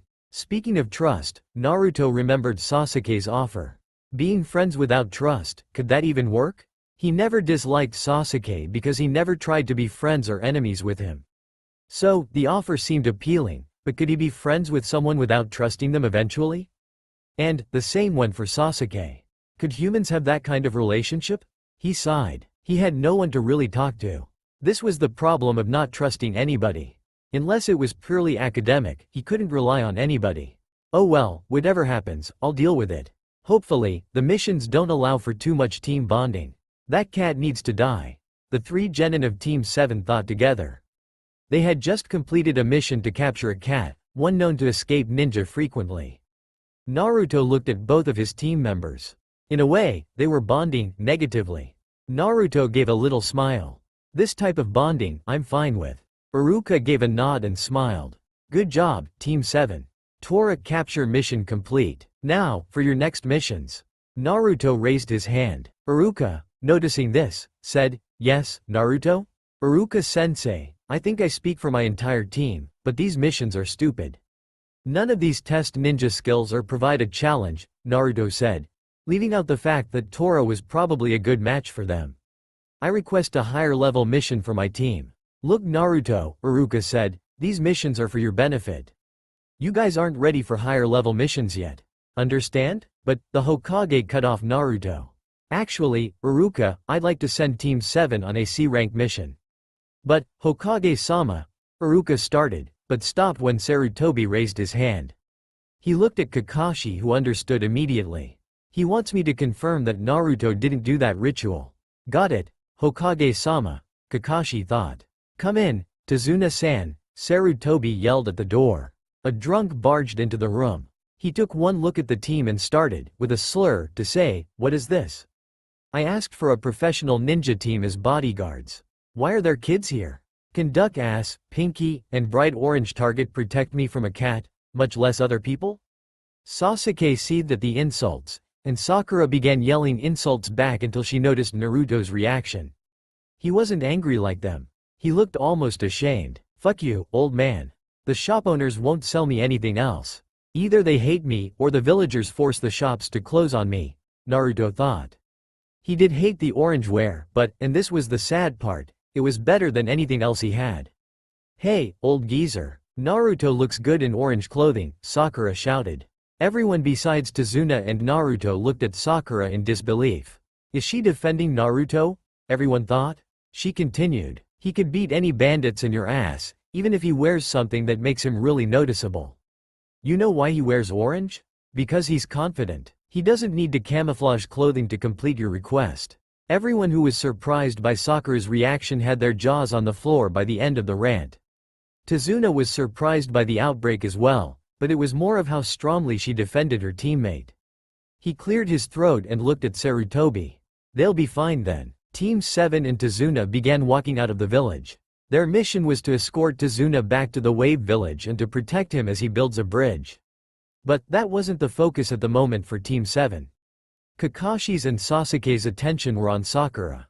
Her behavior wasn't any different. It's just who she was so passionate for now. From what they remember, Sakura was all over Sasuke during the bell test. There wasn't much time to bond during their missions due to the physical labor and boredom, but this was too drastic of a change. Even now, Sakura was looking at Naruto the same way she looked at Sasuke, like he was a piece of chocolate. Naruto felt uncomfortable. This was way too much attention. He wanted to shirk away and hide behind someone to avoid Sakura's gaze. But, truthfully, it felt good. For someone to care about and want him, it was a much-needed change. And, thinking about Sakura, he remembered the insult to his clothing. She said he was confident, and that's why he wore orange clothing, and he kind of was, but he felt sheepish to hear it. Even now, the memory makes him blush a little. "Kit, about your clothing, why don't you buy some in the Wave Village? You brought the money from the geezer, right?" the Kyuubi asked. "That might be a good idea, though, what should I buy?" Naruto asked. "Kit?" the Kyuubi asked. The voice suggested something good for once. "Be right back," Naruto said. He walked over to Sakura, getting the attention of those paying attention to the pink-haired girl. "Hey, Sakura?" Naruto whispered. Sakura's eyes lit up, since her new crush was talking to her. "Yes, Naruto-kun," Sakura replied. Naruto cringed at the affection in her voice and the new honorific. "Well, I kind of want a change in outfits, but I don't know about clothing very much. Do you think you can help?" he asked. Sakura nodded furiously. "Of course, Naruto-kun. When we get back to Konoha, we could talk about the different styles you want. We have to find the right colors, right brands. Oh, I know this one shop that..." Naruto cut her off. "Actually, Sakura, do you think we can limit our shopping to the Wave Village?" Why, Naruto-kun?" she asked. "Lie. I can make up a good sob story to make her want to do anything to make you feel better." Naruto internally sighed. "I just want to shop somewhere else. A foreign shop is just more appealing," Naruto replied. "Oh, okay, I get it. Sometimes, the shops in Konoha can be a bit bland," Sakura said, cheerfully. Naruto was struggling to avoid falling into her pace, but she was just too her. Suddenly, Kakashi was torn apart by chains, linked by gauntlets of two men appeared behind them. One down, one of them said. Sakura screamed at the death of her sensei, and Tazuna almost dropped his booze. Almost. Naruto berated himself as he summoned 10 clones. They were on a mission to protect Tazuna from bandits, and he got himself distracted. That went against everything he learned from being beaten by the villagers. Wait, bandits? They have scratched out headbands. They're not bandits, Naruto thought, as the clones rushed the ninjas. He looked at his remaining teammates. Sakura was rooted to the ground in fear, while Sasuke was struggling to move for the same reason. Tisk, this is why you don't rely on other people. Completely useless, Naruto thought. The new men began to shred the clones with their claws and chains. The remaining clones attempted to tackle the men, but they were taken out easily, but the smoke from the clones obscured their vision. When the smoke disappeared, Naruto was gone. Hey, did that brat run? Leaving his teammates to die so he could survive. Nice teammate you have, one of the men said. Sakura and Sasuke looked back at where Naruto was and realized that he wasn't there. Naruto-kun? Naruto-kun, Sakura shouted. The men laughed. The other man said, your boyfriend obviously left you here so that your deaths would benefit you. How hard is that to understand? He then looked at Sakura and looked at the other man. Brother, after we kill the bridge maker and that brat, you think Zabuza will allow us to take that girl with us? The man, unknowing to everyone since he's wearing a mask, grinned. Good idea. We haven't had any fun ever since that fat pig hired us. We deserve a reward. The two brothers began to walk towards Sakura. Tazuna, scared, hid behind the two genin. Sasuke, noticing that he was in danger, charged the men, but he had no chance against the two. They easily knocked him to the side, knocking him out. They laughed, looking at Sakura. Sakura was conflicted. Fear, disgust, hope that Naruto will come to help, and desperation that Naruto actually left filled her heart.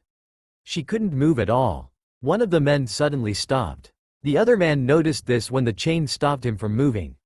He looked back. Naruto was standing behind them with his hands in a hand seal. His shadow was connected to the man's shadow. He then started some more hand seals. The man detached the chain from his gauntlet and began to charge Naruto, but he was too late. He finished and said, into Tsukisasu no Kageken. Shadow style. Impalement of shadow blades. The shadows suddenly grew blades and shot up. The man screamed for a moment until the blades pierced his lungs and, eventually, his neck. He twitched for a moment before dying. Naruto released his jutsu, and the body dropped to the ground. The man looked back, seeing his dead brother. Maizu. He looked back, filled with rage, but as he tried to charge, he stopped moving. Naruto's shadow had, again, reached out to his shadow. The man's anger changed quickly to fear. Wait. Let's make a deal. Your sensei is dead, and the other male teammate is knocked out. My brother and I have some money. He tried to negotiate. But, Naruto began to do the next hand signs. The man grew more frantic and continued. And, you don't need to kill me. I hear the Wave Village is full of food, money, and women. They don't have a ninja academy, so we too could overtake them, and Gato would be fine with that. We could have a lot of fun. Naruto continued his hand signs, calm. Then, the man said, we could start with your teammate. You couldn't do that with your sensei and other ninja around, right? Right? Naruto finished his hand signs and looked at the man. You know, you remind me of someone. Who? The man asked, nervously. Someone who refuses to leave me alone and pisses me off, Naruto said. The man's eyes widened, realizing that he was going to die, and tried to scream for help, but Naruto cut him off. Into Tsukisasu no Kageken. The man died the same way as his brother. When everything was over, there was a silence that seemed intrusive after the chaos that just occurred. The first one to break that silence was Sakura. She was relieved, but she collapsed, crying. Naruto just stood there. He wasn't sure what to do. He's never had to comfort anybody. Kakashi came out of the tree and landed next to Naruto. What a gentleman. You just stand there as a girl cries in front of you. Number 1, Naruto said, fuck off. Number 2, what does that make you? Kakashi smiled. You're sensei. I have to teach you how to deal with these things. Sakura had finally noticed that her sensei was next to Naruto. Kakashi-sensei, you're alive? He nodded and walked over to Sasuke. After making sure he was alright, he looked at the man, hiding behind Sakura. Tazuna-san, mind telling me why the demon brothers were after you? Demon brothers? Naruto asked. They are Chunin-level missing ninja, way above what a C-rank mission should be dealing with. He turned back to Tazuna. Not only that, but they mentioned Zabuza, a Junin-level missing nin. This is an A-rank mission difficulty. So, do you mind explaining, Tazuna-san? Cannon break. Explanation of how Gato took over and forced the Wave Village to poverty, making bridge necessary. During the explanation, Sasuke had woken up. He was slightly bruised, but that was it. Tazuna fell on his knees and bowed down. Please, help my village, help the wave, you just have to protect me and my men for a little while. Once the bridge is finished, Gato can't legally oppress us anymore. Kakashi said, well, it's up to my students. If they want to continue, then we'll continue the mission. If not, we're heading back to Konoha. He turned to his students. So, what do you guys want to do? Naruto spoke up first. I'm going. Sasuke smirked. It sounds interesting. Plus, it's unsightly for an Uchiha to abandon a mission. I'm going as well. Sakura nodded. If Naruto-kun is going, I'm going as well. Naruto-kun again? Not Sasuke? The two male ninjas besides Naruto thought. Alright, Tazuna-san, you hurt my students. We'll protect you as originally planned. Kakashi told him. Tazuna, with tears in his eyes, said, thank you. They talked about the Wave Village as they walked.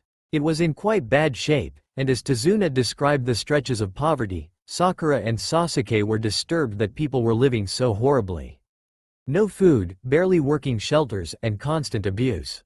The only thing they had plenty of was water, but soon, they might not have that if Gato takes over. And as they talked, a mist came down, making it hard to see a little. But, Kakashi and Naruto noticed it immediately. Since Kakashi is trained to sense chakra, this was natural. Naruto, however, noticed the feeling of it. It felt like his Kiri no chakra. It was heavier than it should be, even though it was barely noticeable. Sasuke suddenly threw a kunai into the bush. A white rabbit jumped out, scared. Ah, Sakura said. She approached the rabbit and picked it up. Turning to Sasuke, she yelled, Sasuke. How could you scare such a cute animal? Kakashi and Sasuke raised an eyebrow to this. Did she just yell at Sasuke? And, Sasuke, not Sasuke-kun. A white rabbit? It's way past winter, so it should have lost its white coat. It must have been raised inside to use for Kawarimi no Jutsu, Kakashi thought. Letting his awareness grow, he noticed a whirling object behind them at the last second. Everyone, duck, he shouted. He grabbed Tazuna and pushed him down. Sasuke immediately hit the ground, while Naruto had to drag Sakura, who was a bit slow with the rabbit, with him.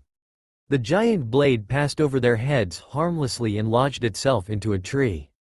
A man landed on the hilt of the blade. Everyone got up to see the newcomer. The first thing they noticed was the headband of the man, another crossed-out headband like the Demon Brothers. The second thing they noticed was Naruto was gone again. Kakashi noticed Naruto's Kiri no chakra being used. Good reflexes to immediately prepare yourself. Hopefully, he won't be sniffed out. Hitaki Kakashi, the man who copied over 1,000 jutsus, the man said.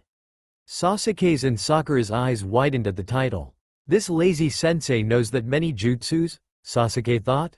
He might have gotten a better deal than he thought with this team. Kakashi looked at the man and pulled out a kunai. I'm honored that you know my name. Zabuza, the demon of the mist. Naruto hid in one of the trees nearby. Zabuza had just used his Kirigakure no Jutsu, hidden mist jutsu, attacked Sasuke stealthily, but was just blocked by Kakashi. Then, Kakashi moved his headband that was always over one of his eyes to the right position. A red eye? Naruto thought. It seems Sasuke recognized it. That's the Sharingan. It's a dojutsu that allows users to not only see chakra but copy jutsus, Kyuubi said. So, he can copy my jutsus too if he sees them with his red eye? Naruto asked. He might be able to copy the Kageken and the other basic jutsus, but he shouldn't be able to copy the jutsus that need the Kageken to do. He shouldn't be able to copy jutsus from bloodlines either. Then, the huge battle started. Huge water dragons crashed into each other. The two Junin-level ninjas performed hand signs faster than the eye could see. The two didn't seem human. They even stood on water. While Naruto was attempting to pick his jaw up from the ground in surprise, he noticed a shuffle in the leaves. It was very subtle, which isn't suspicious in the first place. But any animal that decided to stay here after all this must be crazy or stupid, Naruto thought. Someone is watching this battle. With all of his experience from sneaking away from the villagers, he slowly crept over to the tree that the movement came from. When he got there, he saw someone in a blue coat with a white and red mask. "Yes, Zabuza-sama, you got him," the mysterious person whispered. "Zabuza-sama?" Naruto looked over the person's shoulder and saw Kakashi in a sphere of water. Another Zabuza was approaching Sasuke and Sakura. Naruto rolled his eyes. "For fuck's sake, Kakashi-sensei. You couldn't even protect your students?"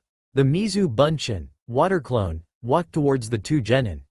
"Your teammate had the right idea. Knowing what fights to avoid is a good quality of a ninja," Zabuza said. "Sasuke, Sakura, run away," Kakashi shouted from inside the sphere. "But what about you, sensei?" Sakura shouted back. "Just leave me, find Naruto, and get out of here." "That won't be necessary, Kakashi-sensei," Naruto said, as he walked out of the forest. He was holding the unknown person, holding the Kagekin up to the person's neck with one hand and covering the person's mouth with the other. The mask was in the person's hand. "Zabuza, I have one of your comrades. Stand down." The clone stopped. Naruto grinned until Zabuza said, "You must be mistaken about something, kid.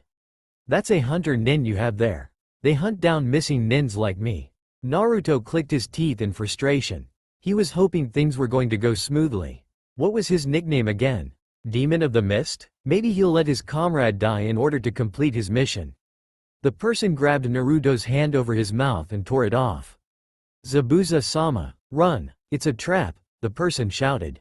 Naruto growled. He turned the person around to face him and kicked the person in the stomach. After sending him or her flying into a tree, stunning them, he blocked the attack from the clone.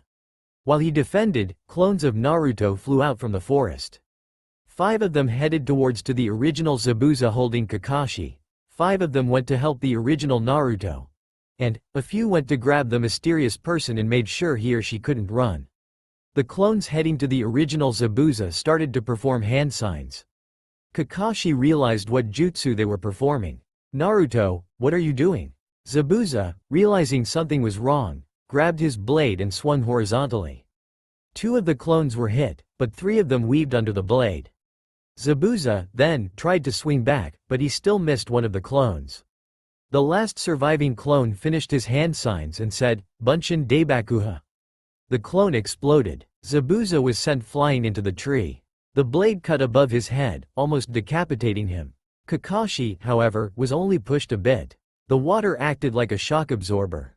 Did Naruto know that? The Mizu Bunshin burst into water. The original and the other 5 clones breathed a sigh of relief. A one-handed Zabuza who couldn't move was easy to defeat. But Naruto had to give it his all just to make sure he wasn't slammed by the giant blade. Kakashi managed to pick himself up from the water and walked over to Zabuza, who also managed to pick himself up. Both of them were exhausted, one due to lack of breathing and one due to being exploded. Zabuza looked over at the mysterious person for a little while, but before Kakashi could stop him, he performed a few hand signs, making more Mizu Bunshins. The Mizu Bunshins attacked Kakashi, letting the original get away. After Kakashi defeated all of the clones, he walked over to his team, Tazuna and Mystery Person. The clones had used some ninja wire to tie up the mystery person. After they succeeded, they poofed out of existence. Sasuke suddenly grabbed Naruto by the scruff of his jacket. "What were you doing?" he shouted.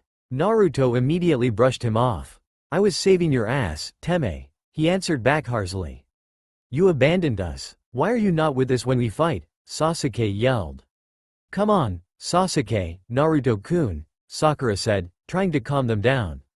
But it had no effect. "Right, like I'm going to stay in plain sight of an enemy when my life is in danger," Naruto said sarcastically. "Why the fuck would I stand out here if my chances of survival are better hiding?" "Your chances? I thought we were a team," Sasuke yelled. "Don't screw with me. You don't give a shit about any of us on the team. We were ready to abandon Sakura during that bell test. If you're going to give an excuse, At least give one that you haven't contradicted within the past month, Naruto retorted. Alright, that's enough, Kakashi said. But even his word was ineffective. That was before we were actually on a team. The next time Kakashi-sensei can't help, we might be in danger if we don't work together. You can't just run off without telling us anything, Sasuke said. Naruto suddenly grabbed Sasuke and threw him to the ground. The shock from hitting the dirt stunned him, making him unable to say anything back to what Naruto said next. Danger? Don't give me this teamwork crap. The only reason you want me around is because you're weak. That's why you're freaking out, isn't it? Having your life endangered 2 times in one day too much for the pretty boy? I'm not your guardian. I have no obligation to keep you too safe. If you can't keep up, then just go and die. Naruto, that's enough, Kakashi shouted. This time, no one said anything more, but the damage was already done.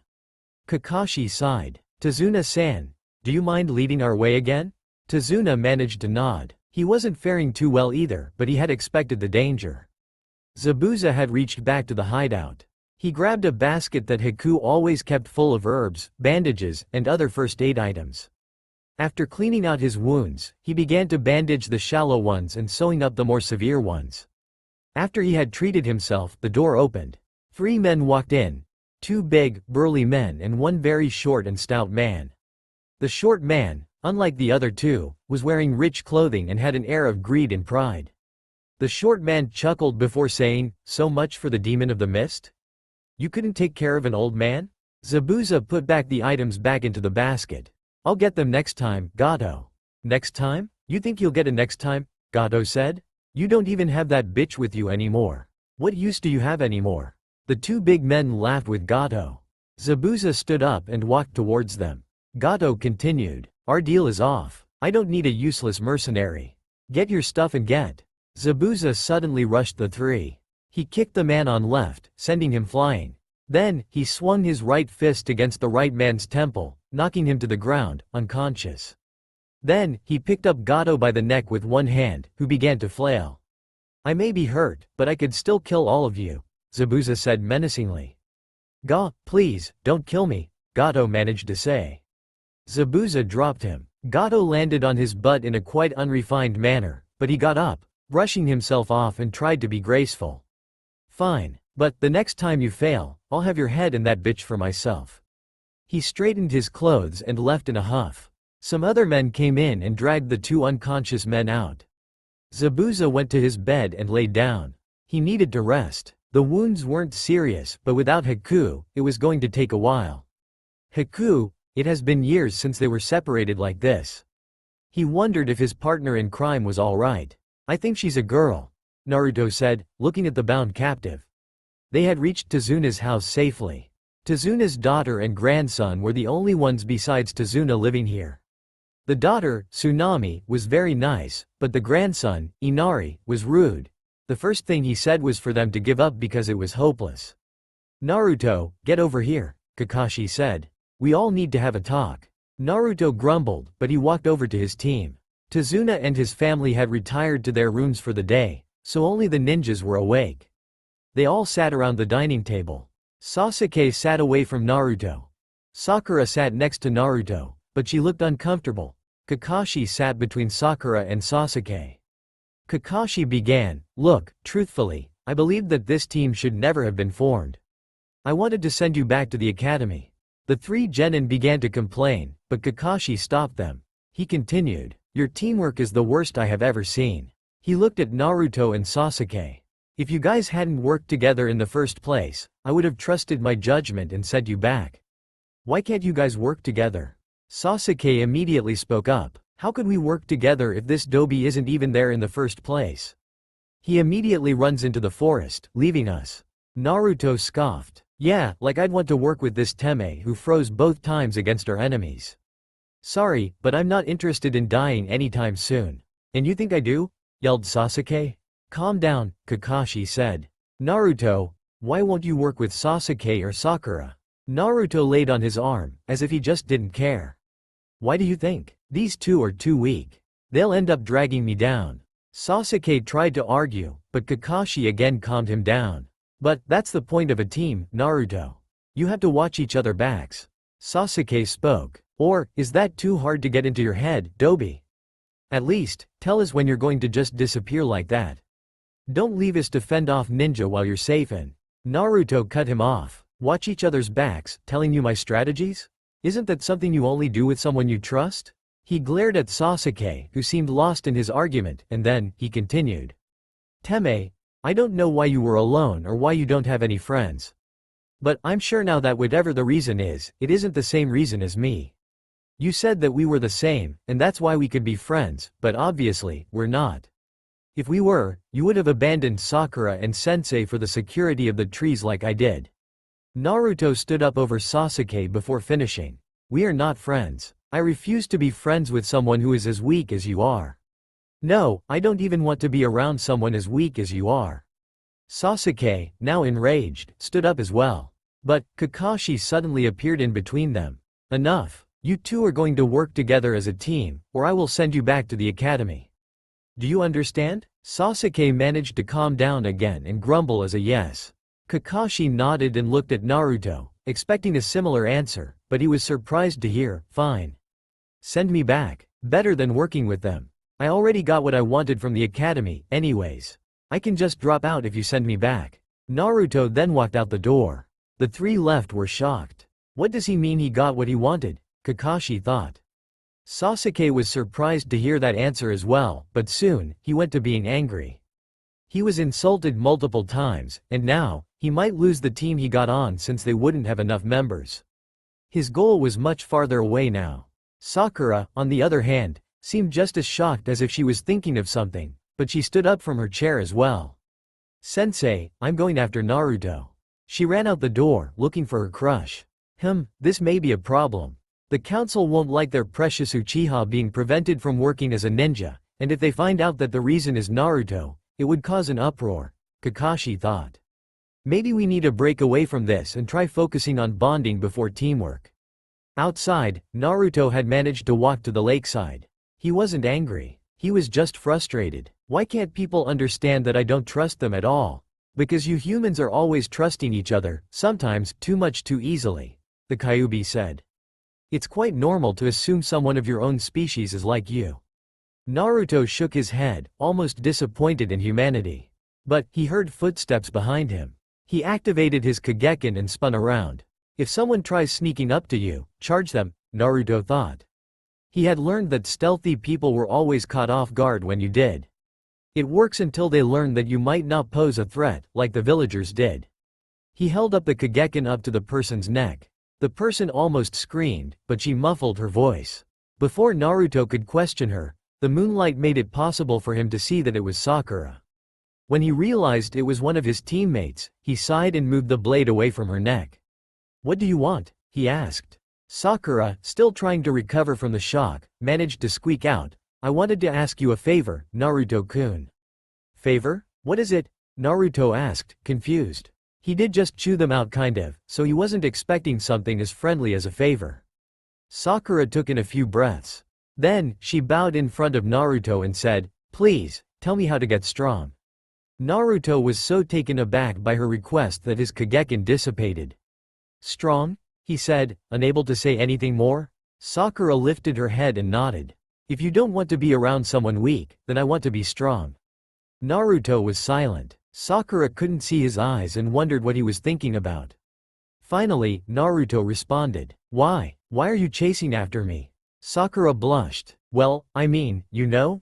She stammered, her face getting redder by the second. But, she stopped, took in a deep breath again, and looked at Naruto directly in his eyes.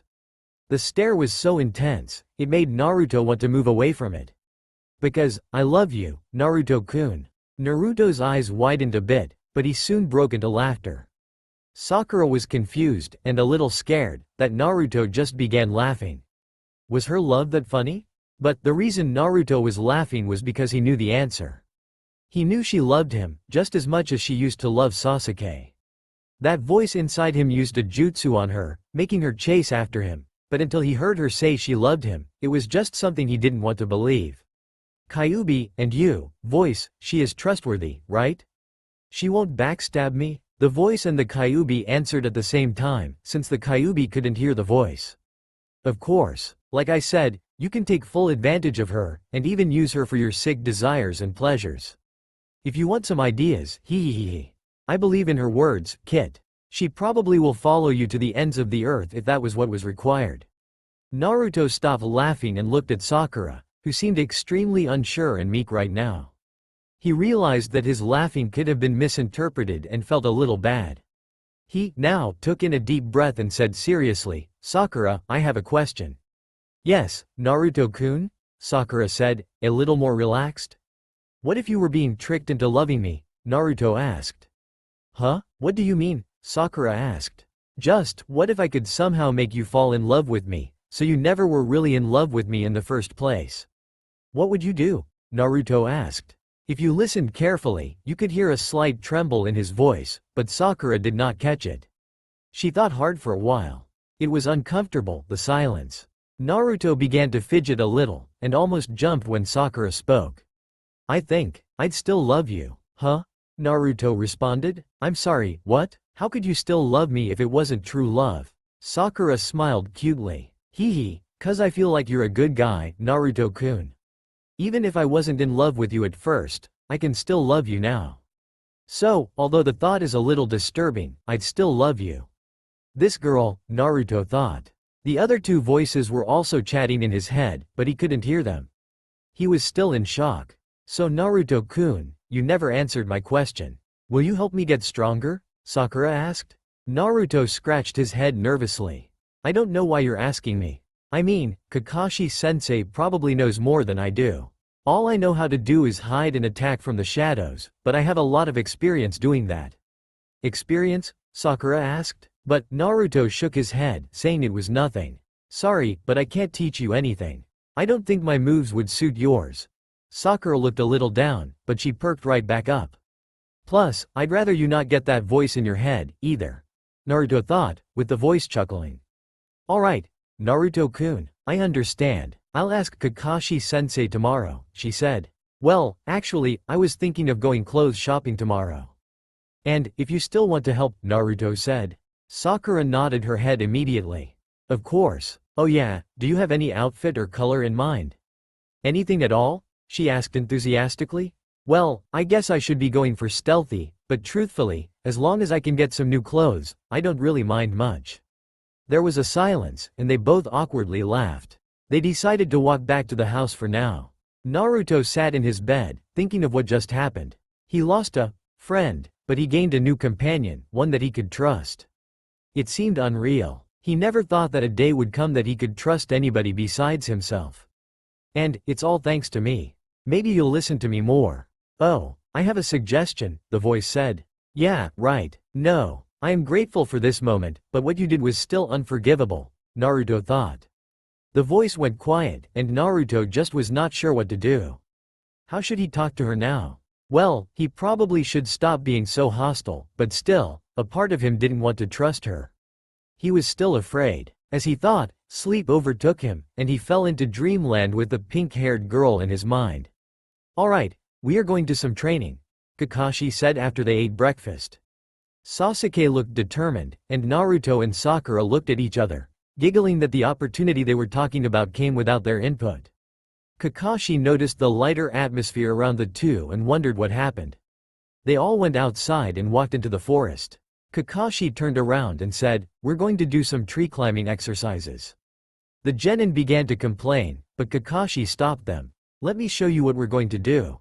He turned back around to a tree and began walking up it. All of the genin's eyes bugged out, watching a man disobey the norms. Apply chakra to the bottom of your feet and put it against the tree. If you do it right, you'll stick to the tree. If you put too much chakra, however, you'll be pushed off. Too little, and you won't even stick, Kakashi explained.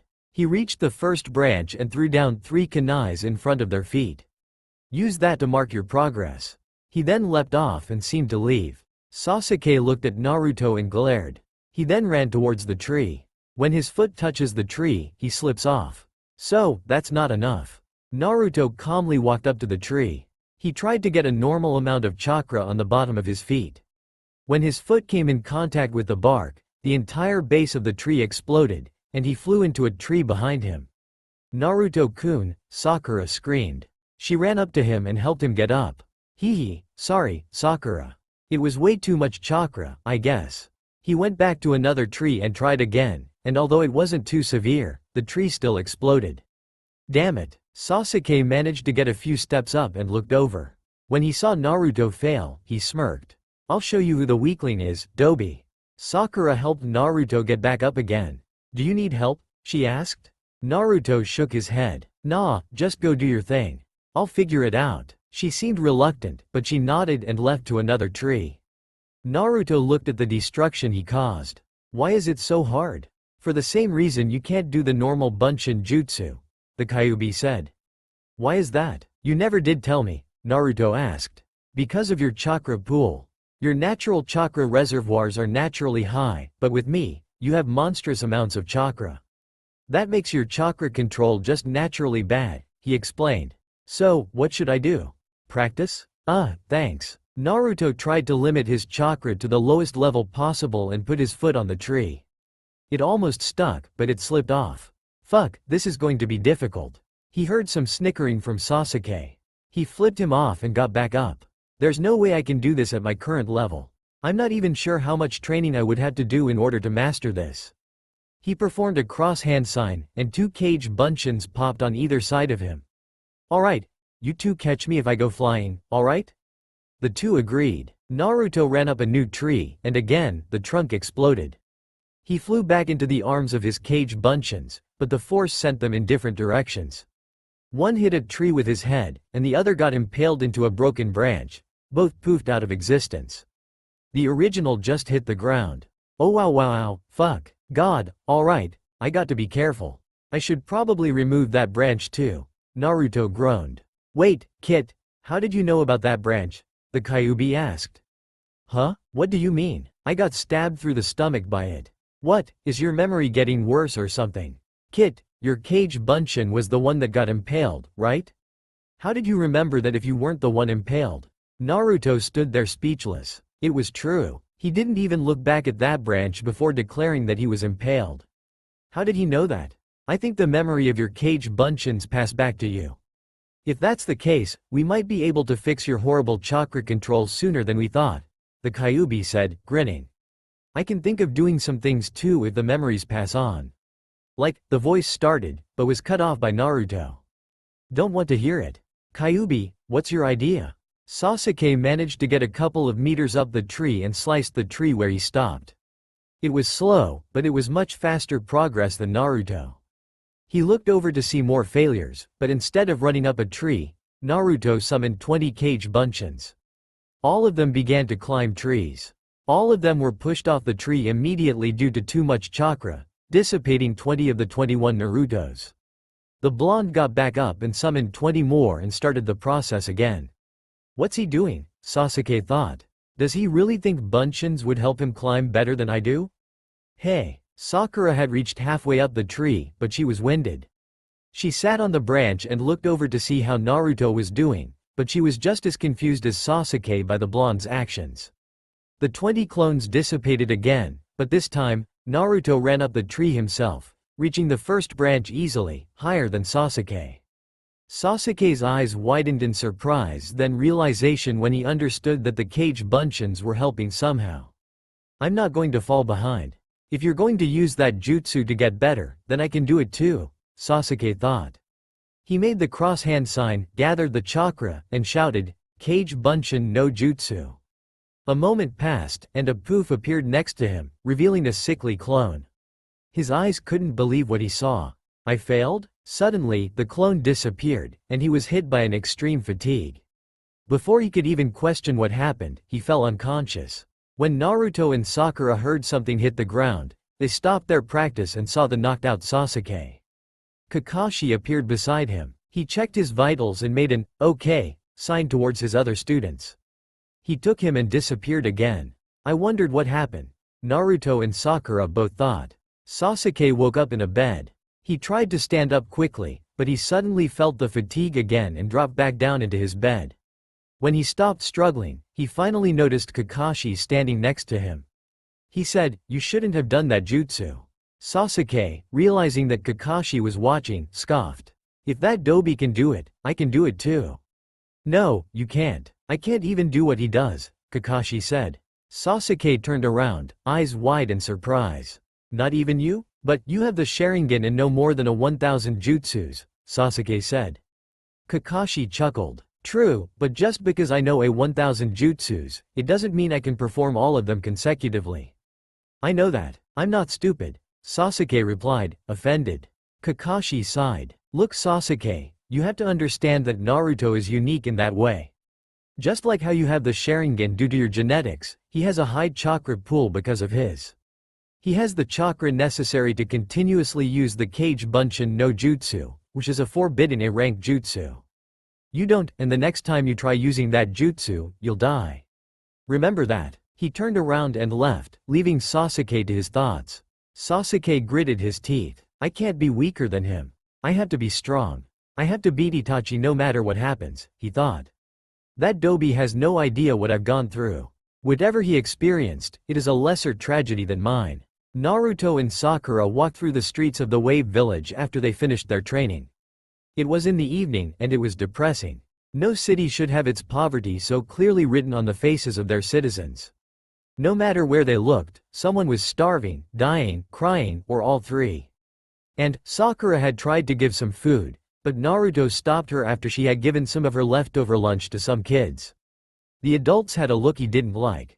He recognized that look. It was a look he used to see in a mirror every day. They had found a clothing store. It looked just as run down as any of the other buildings. An elderly woman with an extremely thin face looked at them and gave them a raspy, weak greeting. They nodded to the woman and began to search the store for new clothes. After searching for a while, they picked out what looked best and decided to buy a few outfits like it. It was black from head to toe. The sleeves reached his arms with a criss-cross of dark cloth decorating them. Naruto wanted dark sleeves so that he could have an easy source of shadow at any time. The torso part of the top was pure black as well, as Naruto wanted. But Sakura insisted that it needed more color, even if the point was for stealth.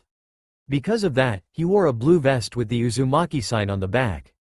His bottom part were just normal black ninja pants. He wanted to get some black shoes as well, but Sakura said, with the blue vest, it would look top-heavy in color, so she made him wear his old blue shoes to even it out. All in all, it looked darker than his previous outfit. After they finished clothes shopping, they paid for as much as they could. The woman broke down in tears, thanking them. Both of them looked at each other and smiled. They were happy too that they could help someone. But, as soon as they walked a few meters from the shop, they heard a crash and screams. They turned around and saw thugs breaking into the store they just left. I knew those looks weren't good. Shit, what should I do? Naruto thought.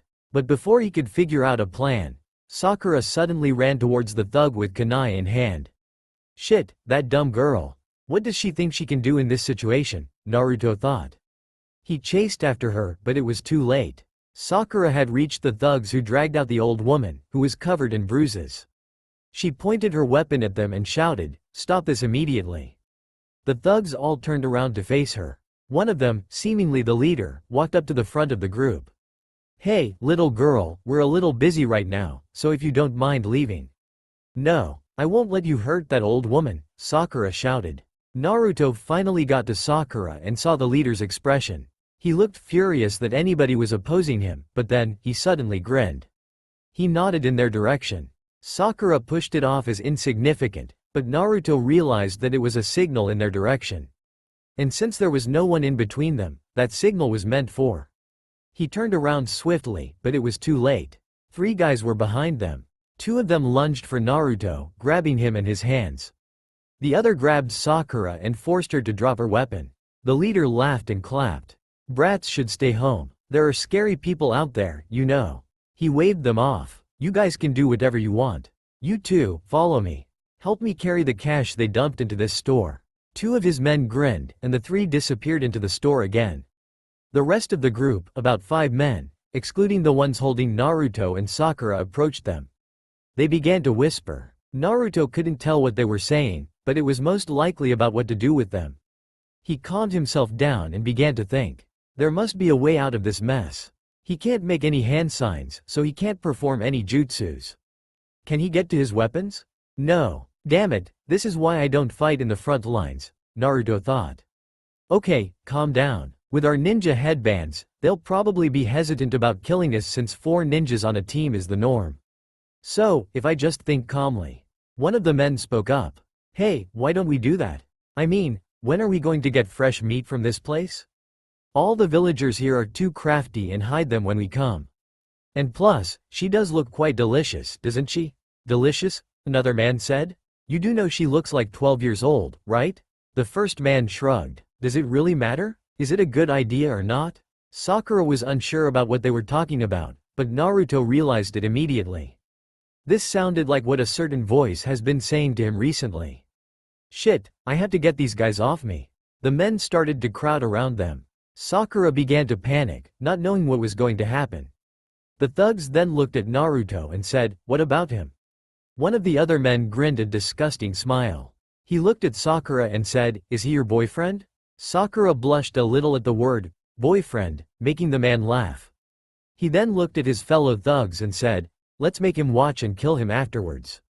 The other men seemed to like the idea. Sakura, still not knowing what was going on, realized still that they were planning on killing Naruto. She began to struggle, but the man behind her began to crush her, forcing to stop moving. The 2 men shoved Naruto to the ground, still holding his hands. Naruto struggled as hard as he could, but he couldn't do anything as the group slowly reached for Sakura. No, no, no, no, no. What do I do? Get them off, get them off, get them off. Please, Naruto thought, thrashing, looking anywhere for help. Naruto then heard, I could help you. Naruto closed his eyes to blink, and when he opened his eyes again, he was in the sewers where he met the Kyuubi. But this time, he was in a different room. There was no cage or seal or Kyuubi. In front of him, he saw a silhouette of a throne and someone sitting on it. No matter how hard he looked, he couldn't see the face of the person. But when that person spoke, he realized who it was. If you ask for my help, I will give it to you, he said. Why would you want to help me? All you've suggested were horrible things. And even if you could, how could you?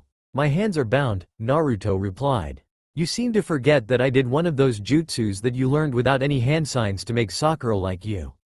I can do that with any of the into jutsus. And concerning my suggestions, they may have been horrible maybe to you, but I've always suggested things that would increase your happiness. Quote, happiness? You think that murder, rape, and fucking tricking people will bring me happiness? Why the hell does every guy I've met so far seem to agree with you? Do you really think that I would be happy? Yes, I do, but although it might be enjoyable to watch that pink-haired girl be brutalized, I decided that it would be in our best interests to save her. And so, if you want my help, just ask, he said. Naruto thought about it. Whenever the voice did suggest something, it was always something to do with getting rid of someone he didn't like or physical pleasure, so he wasn't lying. How can I trust you? Naruto asked. Naruto couldn't tell, but he knew that the person was grinning. He leaned forward and said, because you have no other choice. The person then went back to his normal position and pointed to his wrist. You might want to hurry though. Time is slowed here, but not as much as when you are with Kyuubi. If you don't give me an answer in the next 10 seconds, I might be saving a non-virgin. Naruto's eyes widened, and he gritted his teeth. Then, after a few seconds, he looked at the shadow and said, no matter what, you do not hurt anybody besides these thugs, got it? The silhouette stood up and bowed. Of course, I wouldn't dream of it, he said sarcastically. In the outside world, Sakura had been screaming for help and at Naruto, but nothing came to her rescue. They had already opened her limbs wide. She had realized then what was happening and tried to get away, but it was too late. One of the guys picked up the kunai she dropped, and with a creepy smile and voice, said, better not move unless you want to be cut. Sakura was in tears, and she began to give up all hope for help. But suddenly, she heard a scream from where Naruto was. She looked over, expecting the worst, but Naruto was unharmed. The scream came from the man holding his hands. He was bleeding from where his hands used to be, spewing blood everywhere. Before the other man could react to his comrade's sudden loss of digits, shadow blades suddenly came out of his own shadow, impaling him and killing him quickly. The men holding and around Sakura immediately dropped her and assumed a fighting stance. But instead of attacking them, Naruto looked at Sakura and said, Sakura-chan, close your eyes for a moment. Trust me, okay? Sakura nodded frantically, still in fear. She obeyed him and shut her eyes shut as hard as she could. When Naruto saw that she couldn't see, he lifted his hand and snapped. It looked like he said something at the same time, but no one heard it. Suddenly, the thug with the kunai looked to his friend next to him and screamed, "You're not going to backstab me. She's mine." He slammed the blade into the neck of his friend, creating gurgling sounds. The other thugs began to kill each other as well until only one remained. Since he was the only one with a blade, he was, of course, the one who survived. Naruto grinned. Into Warugi, shadow style.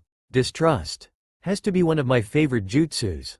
Meanwhile, the real Naruto was horrified at the slaughter that just happened. Even if they deserved it, the voice had so easily broken down any bonds that they shared and made them kill each other. It felt corrupt. The surviving man then looked at Sakura, eyeing his prize. But Naruto stopped him. He grinned and, with his head, motioned to the left as if he was saying to go away. When he did, shadowed tendrils came out of the man's own shadow and crept up the leg. The man, noticing the feeling, looked down, and when he saw the tendrils, he began to scream and thrash, trying to get them off. But it was to no avail. One tendril reached the top. Naruto then said, "Into Habakoru, shadow style. Infestation." The tendrils began to dig into the man, making him elicit screams louder and higher than any of his previous ones. He kept screaming as the tendrils dug beneath the skin, into his muscles, and began to scrape them, as if trying to scoop them out. The pain was so unbearable that the man collapsed, no longer screaming, but his eyes were wide open, meaning that he was conscious but in so much pain that he couldn't stand anymore. The tendrils eventually dug through the muscles and reached the bone where they began to dig through it too. The man twitched uncontrollably as the tendrils made a horrifying scraping sound on his bones, sending the vibrations to his head. Eventually, the tendrils in his head reached his brain, and after a few seconds, dug out too much for him to be alive. Naruto grinned madly. He looked around for an audience, but everyone had retreated to the safe reaches of their homes when the ruckus first started. He made a tisk sound in frustration and passed over control to the real Naruto. When the real came back into his body, he realized two things. 1. He was standing in a pool of blood. And 2. Maybe it was because of the voice just being in control, but he felt exhilarated, as if he enjoyed the slaughter. It made him sick that the feeling was there. "Naruto-kun, can I open my eyes now?" Sakura asked, still trembling in fear. Naruto looked at the blood everywhere. This was not a safe place for Sakura to open her eyes. It might scar her, if that experience hasn't scarred her already. He came over and picked her up. She flinched at first, but when she realized that it was Naruto, she relaxed in his arms. "Sorry, Sakura, can you wait for a moment? I'll tell you when you can open your eyes, okay?" Naruto whispered into her ear. Sakura nodded, and Naruto began to walk back to Tazuna's. THSTA all for now. If you enjoy then please like, share and do comments.